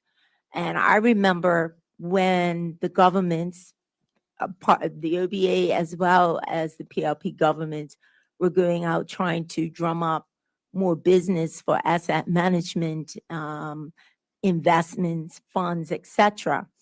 And one of the things when we used to, and I used to at that time, and for full disclosure, I was part of the BMA, and we were out with tours with the government as well as the Bermuda Business Development Agency. Much of what was said to us at that time was about the fact that Bermuda only had the two local law firms, Applebee's and Conyers at that time. And because the investment business in general, the asset management business, the funds business, much of it is procured through lawyers. They were all going, international lawyers were all in Cayman and in other places. And so it took a while for us as a country to accept other law firms. So now we actually have international law firms. And I must remind the public that even our two Bermuda law firms are international. And so it was very strange why it took so long to accept other international firms when our own two major law firms were global by that time. But what I'm getting at is that because there was this, I guess, lack of international law firms in Bermuda, that's why we missed the boat at the time. And so we are playing catch up. But it's wonderful now to see that, we've got the international law firms here. They're helping to bring in more of the business in that sector. And then we have the other things like the ILS market, et cetera, that is also attracting, that sector to the island. So yes, I understand and I appreciate Senator Takuto's statistics with the other islands, but just know that much of it is about having to play catch up because we did not have that international law firm presence. Thank you. Thank you, Senator Leslie Robinson, Junior Minister for Economy and Labor. Senator Dill, indicating you won't speak, you have the floor. Thank you, Madam President. I'd just like to certainly express my support of this legislation and my commendation to the government for the work that they are doing to expand the financial service offerings here in Bermuda and to diversify our economy. And certainly this is an indication of the forward movement of our government. And certainly I'm hoping that it will help to allay some of the fears that my colleagues have expressed as we continue to grow, to expand, to do what is necessary to ensure that we are fully in compliance. And we certainly see a better Bermuda on the horizon, and a more secure future for our people with the introduction of these types of legislation that helps to move us forward. Thank you, Madam President. Thank you, Senator Emily Gale Dill. Would anybody else, any other senators want to speak on this bill? Hearing none, then it's over to you, Ms. Darrow. Thank you. And Madam President, I just would like to reiterate and respond to the concern that we heard from the opposition, which also was asked and reiterated and answered when this was debated in another place. But when we start talking about other jurisdictions, it's important to remember that Bermuda goes after quality of the funds that we have and not necessarily quantity. So we can see it here and often is the case, and we heard in another place, we run down other jurisdictions and how many funds they have. And some of these funds, to be quite frank, Madam President, in other jurisdictions will not meet Bermuda's regulations. Increasing the number of funds coming to Bermuda as well as fund administrators is part of the government's agenda. And meetings are being held with supportive law firms. And as was mentioned by my colleague, that law firms actually drive a lot of the businesses. So Bermuda is an insurer, is a leader in insurance-linked funds. Also, other regulators have had other issues despite their numbers when it comes to AML and other issues. And as was also mentioned by my colleague, our priority and the priority of the Bermuda Monetary Authority is to maintain credibility. And that is very important when you are dealing in this area, Madam President. So I thank those for the support of this bill, Madam President. And I also like to thank, as I said in my brief, the work that the BMA is doing in this area. And that's all I have, Madam President. So with that said, Madam President, I move that the bill entitled the Investment Funds Amendment Act 2023 be now read a second time. Is there any objection to that motion? No objection. Madam President, I move that Rule 26 be suspended in respect of this bill. Is there any objection to that motion?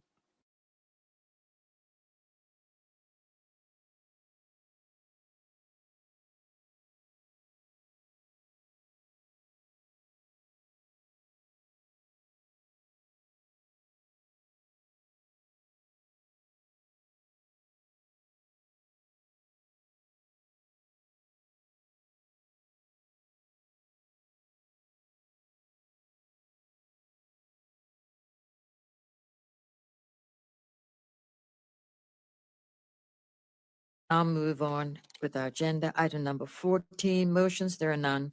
Item number 15, congratulatory and or obituary speeches. Would any senator care to speak?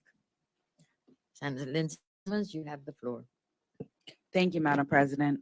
Madam President, I would like to give condolences to Christy DiGiacomo. She actually lived in New Hampshire, but she was a long-time visitor to Bermuda. She's been coming here since she was 5, and she was 56 when she died.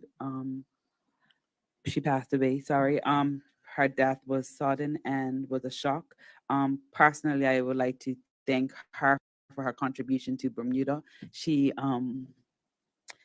I met her about 7 years ago when she came to my establishment and saw that we had an angel tree up on the tree for Christmas gifts for foster children. And for the past 7 years, she's been donating and getting her friends to contribute. And, you know, she always wanted to be Bermudian. So, I mean, the only bad thing I could say about her was that she supported Somerset. Other than that, she was a great person. You know, nobody's perfect, but honestly, she was a lover of Bermuda and an ambassador of Bermuda, and loved Bermuda through and through, and wish that she could live here full time. But I would like to say my condolences to her family abroad, her daughter Alexis, and also all her friends in Bermuda, especially Sherry Lynn Pringle, who she was very close with, and her family. So condolences to her, and you know, I pray peace on all her friends because it was a horrific way that she passed. So thank you, Madam President. Thank you, Senator Lindsay Simmons. Would any other senator care to speak at this time? Senator Karen, Vice President Karen Bell, you have the floor. Thank you, Madam President. I just wanted to acknowledge and congratulate Dr. Binns on his retirement after a very long and distinguished career as a public servant. He was very kind to me every time we had occasion to connect in my former professional role, and I wish him all the best. Thank you. Would any other senator care to speak? Senator DeCouto, you have the floor. Thank you, Madam President. I'd like to associate with the comments with from Senator Bell with Dr. Binns. Thank you for bringing that up. I'd like to congratulate wish luck to and congratulate on their achievements so far. Our Bermuda team at the World Championships of Swimming, currently in Japan, with, as in this context, we'll say Coach Smith, not Senator Smith. And Madam President, I'm going to congratulate Somerset in advance for a successful cup match. So thank you very much. Thank you, Senator DeCouto. Would any other senator care to speak? Senator Leslie Robinson, you have the floor. Thank you, Madam President. I would also like to also give remarks to Mr. Binns. He's had a long, very, very long career. And so I also stand with others that are recognizing his retirement. Well done. I also want to just, I know our Minister Darrow had spoke so eloquently about the upcoming cup match, but I also want to congratulate the Eastern Counties Cricket Association, as well as the Bayless Bay Cricket Club, for putting on just a spectacular first round of the Eastern Counties held just this past Saturday. And I must say the grounds looked beautiful in spite of the rain and the fact that we were able to even still play a great game of cricket, even though there was lots of off and on rain all morning. It was just also a beautiful sight to just see so many of the camps, and well done to Bayless Bay Cricket Club and Eastern Counties, because they were able to have more campsites than ever before. They had scaffolding and they had double-decker campsites. And so it was just beautiful to see the amount of people come out.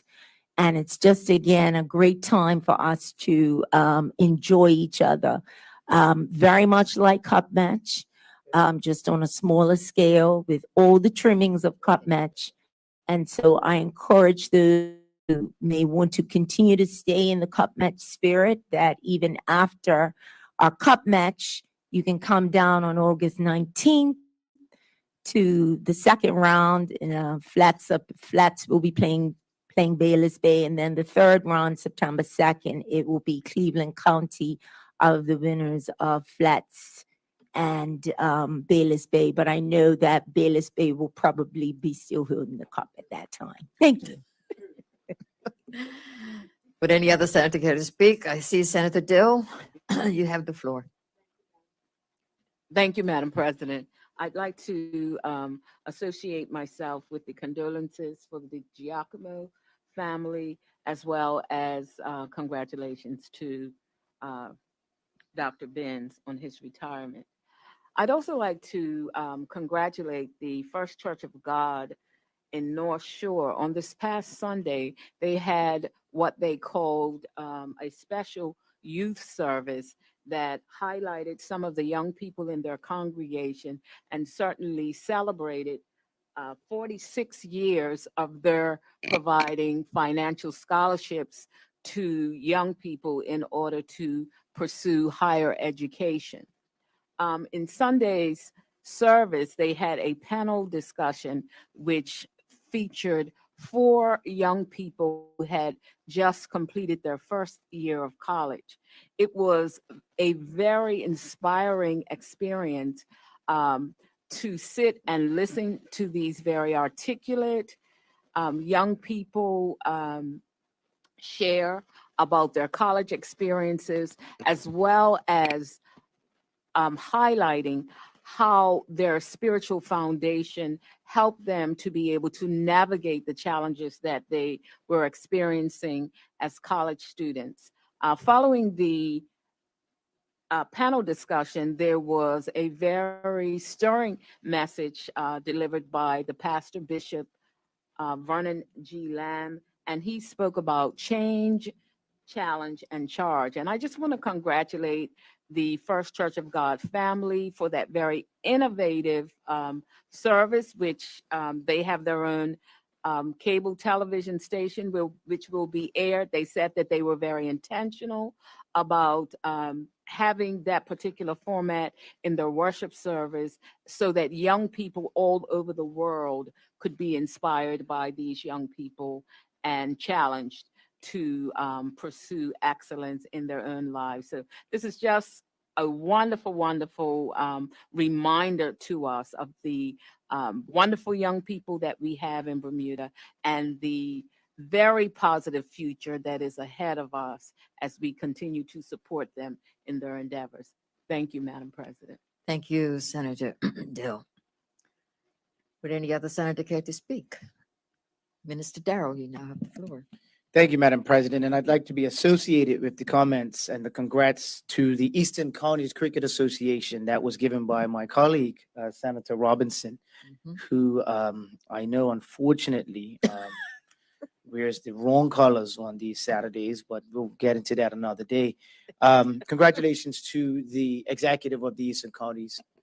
Eastern Counties has long been a staple of the community of which I grew up in, and I know Senator Robinson as well. And for some individuals, I can call like a Lieutenant Colonel Eddie Lamb is one who is an ardent supporter of St. David's Cricket Club. I know for him, County Cup is more important than Cup Match, and there are others. So I just want to congratulate a former student of mine who took home the MVP award in that game on Saturday, Mr. McKeel Walker, and he took 6 wickets. So very impressive after waiting many hours for the game to start. To see him perform at that level was very, very inspiring to see. Mr. Walker, you may recall I gave congrats here earlier this year for him winning a football award. So he's definitely a 2-star athlete, and it's really, really good to see him performing at that level. Congratulations to Bayless Bay. It was end up being a draw. I felt that they could have chased down those runs, but they took the draw, the easy way out, and they do retain the cup. So I would like to ensure the president of Bayless Bay, as well as my colleague, if they would shine it up nice, because after Flats comes to town on the 19th, the boys from Harris's Bay and Cleveland County will storm into Seabreeze Oval, and it is no doubt in my mind, Madam President, that on the final round of the Eastern Counties, we will take that cup back to Devil's Hill and the Harris's Bay area. So thank you once again, and congrats to the members, executive of the Eastern County Cricket Association. I also would like to congratulate all of the young people, and I'm not going to sit today, Madam President, and give all the names, but every time you open the daily or social media, you will see individuals that are receiving scholarships from the different corporate entities, even the government in this country. So I want to say thank you to any and everyone who is supporting the education, or the continued education of young people in this country. Congratulations for the work that you are doing, and congratulations to all of the young people that are receiving these scholarships. And with that, I just say that earlier this week, Monday, I attended the PHC Foundation award ceremony. It was supported by Chubb and a few other companies, and they were able to give away $27,000 this year to 7 recipients who are associated with the PHC family to continue their education. And this is something that's been going on for 19 years. They've well over $500,000 in scholarships that they've given out over that time, And many of these scholarship recipients that you may notice on the football field are now working in corporate Bermuda and other companies around Bermuda. So it's organizations like PHC, corporate entities, and anyone that have really taken young people under their wing and invested in the future of these young people. So I want to say congratulations in that vein to any and everyone who is supporting scholarships and all that have received scholarships. Thank you, Madam President. Thank you, Minister Darrell. I would just like also to associate myself with, and the entire Senate body, on the retirement of Dr. Derek Binns, the head of the public service, and congratulating him on his retirement. I would also like to ask, to say congratulations to the directors and managers of the Future Leaders Program, which is now in its 8th year, in which I had the pleasure of attending the ceremony last week. And I would like to associate, because Minister Darrell and I were both present. And I'm very impressed with this organization because they, as I said, they have been in existence for some 8 years now, and they really do work with young people. And they have as many as I think it was 15 last week who graduated. And it was just stirring to, I would like to also acknowledge Mr. Ryan Robinson, the parent chief, who started this program. And he is helped by assistant directors, Ms. Mackenzie Cole Tuckett, and by Zoom, by Mr. Sion Tatum. And so several family members were present, and they gave a round of applause as each student got up to talk about the 3-week training session that they went through. And I was just impressed because I did attend some earlier sessions. And so to go and find out now that they're continuing with it and it's now in its 8th year, I think it's just outstanding. So I would just like to commend that organization and the family members who support their teenagers in this program. With that said, now we'll move on to item number 16, adjournment. Minister Darrell, over to you.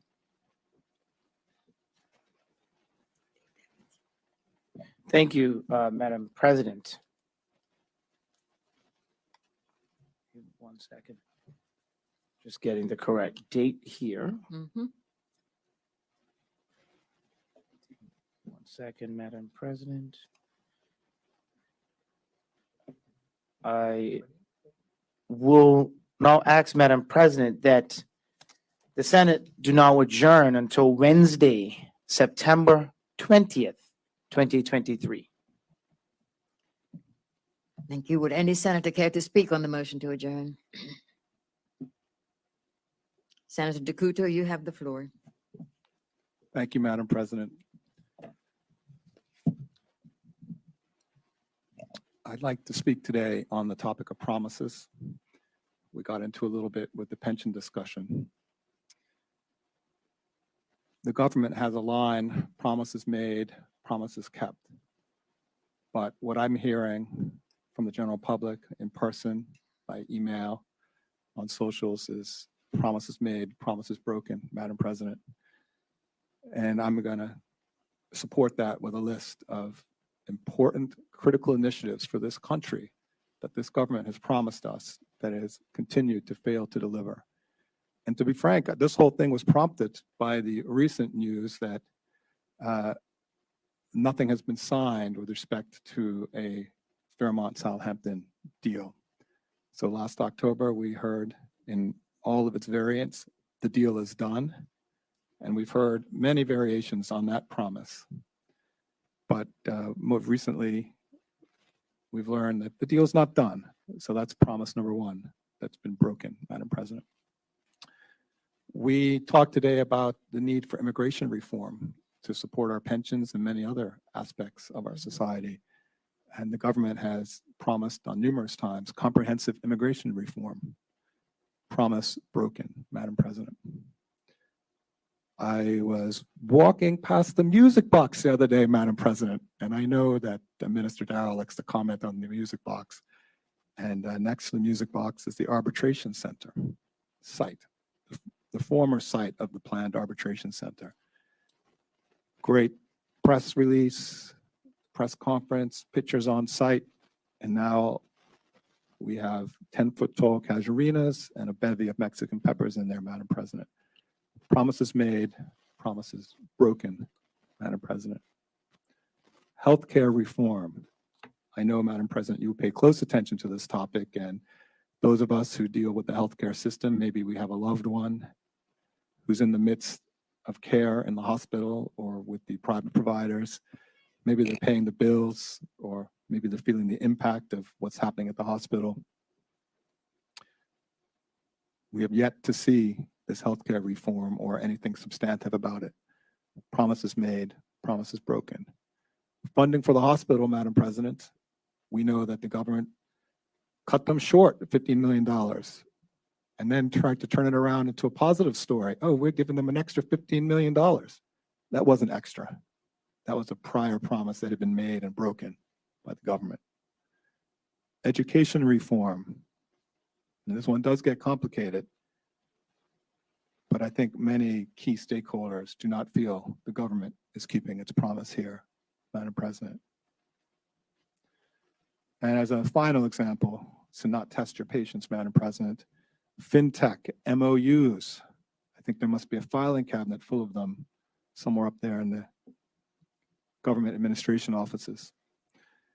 Thousands of jobs we were going to see, a vibrant new industry. Well, photo ops, press releases, but what we really have now is an empty building rotting away in Victoria Hall and a series of articles associating Bermuda with a bevy of bad players. Promises made, promises broken, Madam President. Now, the government has been keeping some promises. We talked about some today, some good promises. And we in the OBA do support those as long as they can actually be delivered sustainably. But I want to talk about what I view as some promises that the PLP government kept. And I'm going to rewind a little bit back in time.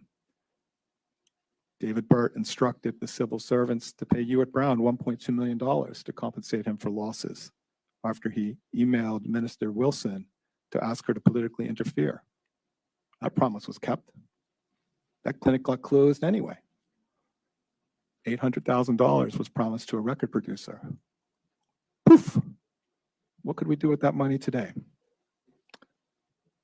The Premier's FinTech advisor got a no-bid contract through which his company earned millions of dollars, at least 3.6 million, perhaps more. That promise was kept. The wife of a former FinTech advisor has earned a $240,000 per year contract to advise us in the Middle East. That promise was kept. The Attorney General hired her husband as a consultant. I can't say whether or not a promise was made, but if it was kept. What kind of promises would the OBA make, Madam President? I can promise you this. We're a group of people who are passionate about making a better Bermuda for us all. We meet regularly. We debate. We come from diverse backgrounds, no matter what the PLP will try to paint us as. We have tough conversations. We're not all the same. We don't think the same. But we are the same in our passion for a better Bermuda for us and the future generations. That's a promise. That passion is a promise. We promise to bring inclusion to work for all Bermudians, Madam President. We promise integrity, not just promise it. We will demonstrate it and you will see it through our fair and transparent dealings. We won't try to fool you with misleading numbers and hide the truth, such as talking about, oh, the decrease in the unemployment rate, but not bother to tell you the total number of jobs on the island has declined. And we promise we will address social issues to create a Bermuda where people can prosper. And that includes bringing our support here to things like the pensions increase. But we promise that we will prudently manage your money so it won't be an empty promise and that we can deliver our promises. Let me just see my notes. Madam President, we can't promise you an easy path to a better Bermuda. We're not going to stand up here and say, hey, this one cool trick will magically fix everything for everybody. And we're not going to try to sell you on that. And while the OBA did suffer some bumps in the road as government, in our short time, we delivered meaningful projects and jobs for this country. And that's what we can promise going forward. And Madam President, I'll take that track record, proven track record of results over this government's promises any day. Now, Madam President, let me turn to a more light topic, and it's my cup match message. And I wanted to acknowledge the history of this event in Bermuda. It's important, the roots in emancipation. But I would urge that whether you're experiencing the bustle of the game, whether you're taking your chance under the Crown and Anchor tent, enjoying fish, or if you're actually watching the action, or maybe you prefer to be out on your boat, even better, a friend's boat, on the beach, or cooling out at home, I want to wish everybody a fabulous, enjoyable, and safe holiday. Thank you, Madam President. Thank you, Senator Takuto. Would any other senator care to speak on the motion to adjourn? Senator Leslie Robinson, you have the floor. Thank you, Madam President. You know, I don't know where to begin, only because, you know, we were having such a, positive time. And all of a sudden, we now hear from the OBA about, promises not being kept. And to want to leave that with the Bermuda public while we actually go on break for the summer. And to me, that's not fair at all. And I think we need to look at setting some of this record straight. First of all, Madam President, you know, it's been, I guess, just over 6 years that the new PLP cabinet was sworn in after the general election in 2017.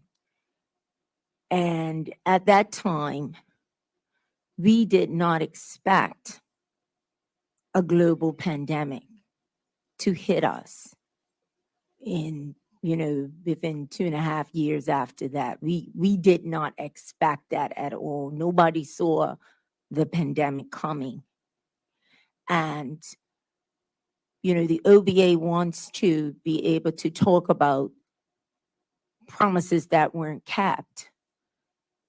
But the Bermuda public needs to understand, firstly, that this government has kept promises, and I'll reiterate some of them in a minute. But more importantly, going through that pandemic, we as a government had to put in a series of social protections and assistance to help our people during that time period. We had to ensure that we had supplies. We had to ensure that our persons were vaccinated, had access to vaccines. And I really, many times in politics, memories are short. Sometimes they're short, sometimes they're long, because even the OBA has now even gone back, talking about things from way back. But the point is, Madam President, that this pandemic was unprecedented, but yet we have come through it. And we came through it because of this government being nimble. Now, no, we weren't perfect with it, but then who's going through a pandemic that is alive right now? No one had gone through one in the past. And so it's important to understand that if there are some promises that have not been kept, it's because we had to deploy funds, resources, attention to us getting through that pandemic. I want the public to know that. And we did a fantastic job in getting us through and getting us at least here today. I had a client, I was having dinner with him yesterday. He came in from Philadelphia and he said, wow, just from last year to this year, the amount of persons, people that are operating in the city, the traffic, the people that you see walking, how you go into the restaurants and the restaurants are full. Not to mention that he was up at Horseshoe Bay and Sinky Bay yesterday, because he was at Sinky Bay for a bit and then went down to Horseshoe Bay. But he was saying, wow, I can see your economic recovery. This is one of my clients. Comes here year after year, couldn't come during the pandemic, but notice last year, things were a bit slower, a lot slower in some instances, but yet could see the amount of business, the amount of foot traffic, and things that are going on in this community. And I was like, wow, because we forget that. We just go about our business, and many times we're so busy, we don't even step back to look. And when we look at that, and a tourist can say that, wow, business appears to be ramped up, people are here, then we have to step back and say, wow, this government has really brought us through some of those harshest times in our history because of this pandemic and the recession that accompanied that. But now getting back, Madam President, to promises that actually have been kept, because I want people to realize also that there have been promises that have been kept, and there are going to be other promises that we are going to be keeping as the time goes on. We can't do it all. And as I said, monies had to be deployed in other places because of the recession, because of the pandemic that also then ended up being, a recession. Now, under this PLP government, we've seen a robust economic recovery since the pandemic, with growth exceeding expectations at 5.4% in 2001. And this success is largely due to the implementation of Bermuda's economic recovery plan, which fostered a conducive environment for entrepreneurship and Bermuda growth. But this government hasn't stopped there, Madam President, because we now have the continued economic plan that was recently issued, and we are going to continue to do what we have to do for entrepreneurs, for small businesses, and being able to attract more persons to come and to be part of this workforce. So the work that we are doing hasn't stopped. It is continuing. Then, in a move to make the tax system more equitable, and I must remind our public about this, because those of you who may be listening have benefited from this, the PLP government has cut taxes for 86% of workers at local businesses, providing much needed relief and stimulating economic activity. Because if you don't have to spend out as much, pay out as much in taxes, you have more disposable income to be able to buy things in the retail shops, to be able to go out and eat in the restaurants. And this helps to fuel the economy. And so what? Restaurants have to hire more staff, retail places selling more goods and things like that.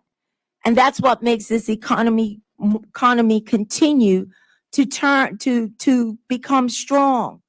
The PLP government has shown a strong commitment to ensuring Bermuda's tax system is fair and equitable, providing relief for our workers.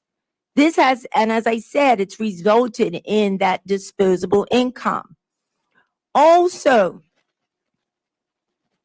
we are taking massive strides with other forms of social welfare.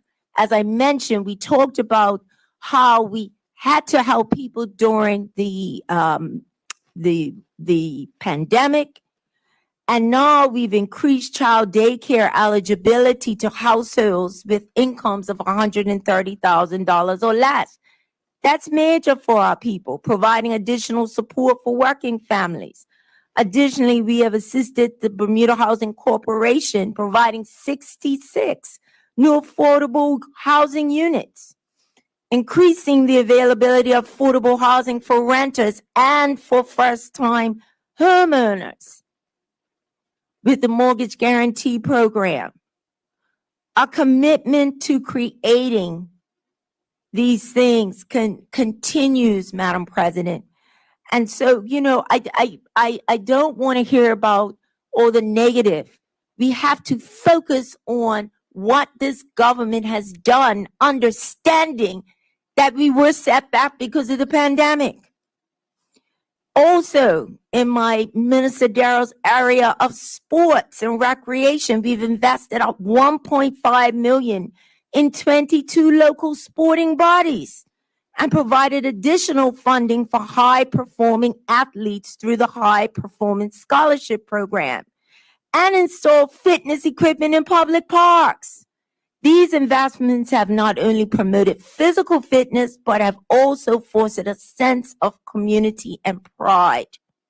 You know, I can go on and on, Madam President, but I think I'm going to stop there because I want our people to know and understand that Rome wasn't built in a day, but that we are chipping away at the promises, those things that are affecting our people most, and understanding that this is all within the backdrop of the pandemic that we had to deal with and had to come out of. So I congratulate this government because promises have been made and promises have been kept, and we will continue to fight and do for the people of Bermuda.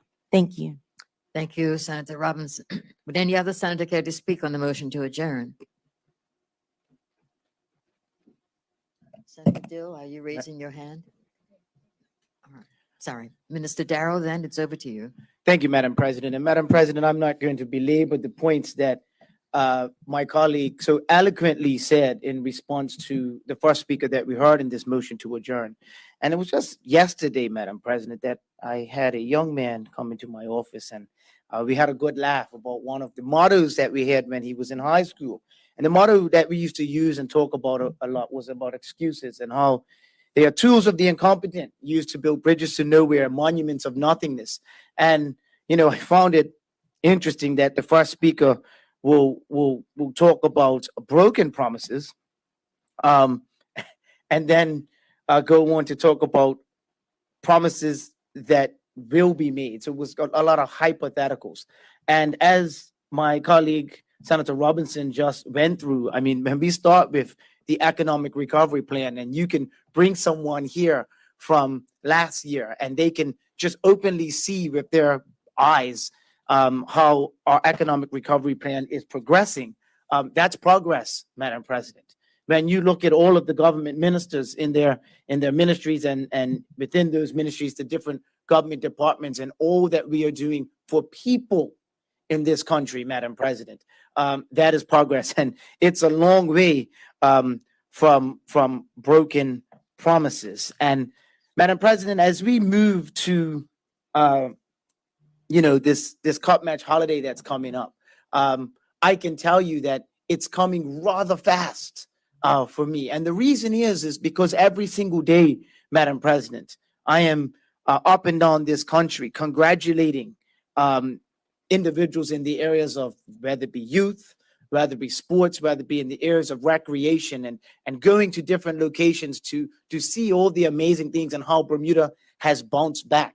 I mean, if any of you have gotten the request and the invitations from the government Summit A Camp that has been taking place over the last 4 weeks, which I had the opportunity to visit yesterday, Madam President, you will see that the joys on the faces. And someone said to me the other day, you know, Minister Darrell, I just want to let you know that the program that the government Summit A Camp has is second to none.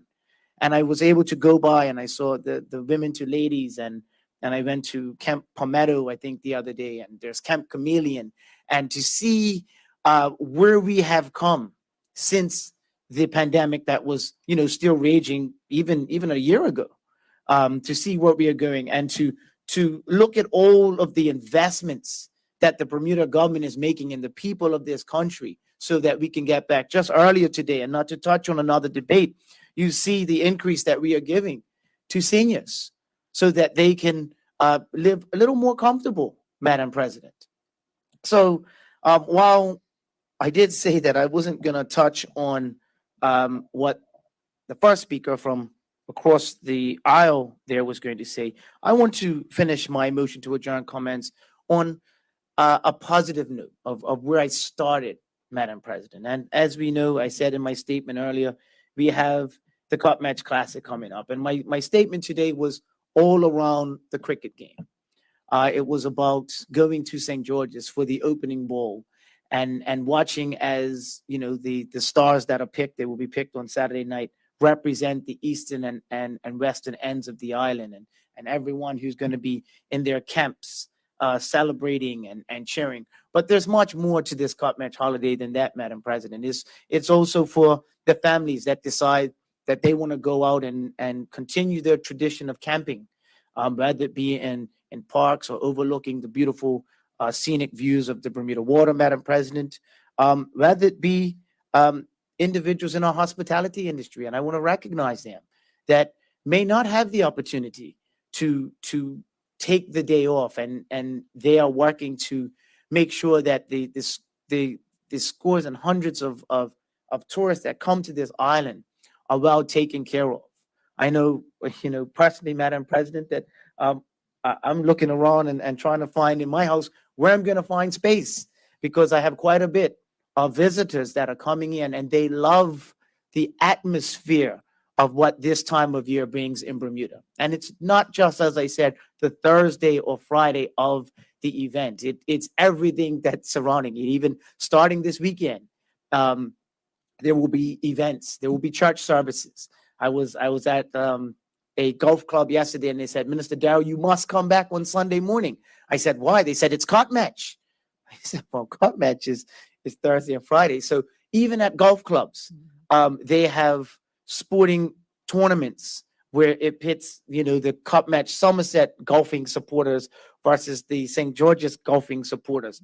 So in the lead up to that, we will have receptions and parties, and people will go to boats and beaches and everything else. It is just a very festive time of year. And the fact that, we are at this place, considering where we've been over the last couple of years, is a testament to the work that this government is doing, is a testament to the workers of this government, is a testament to the community spirit that we have in Bermuda, Madam President. So I'd like to wish you, all of the senators, my colleagues, and everyone else listening, a happy Cup Match. And whatever you decide to do, enjoy it to the fullest. Be safe. Thank you, Madam President. Thank you, Minister Darrell. And I would just like also to add my voice to his comments, and that's to wish everyone a most wonderful Cup Match, however you spend it.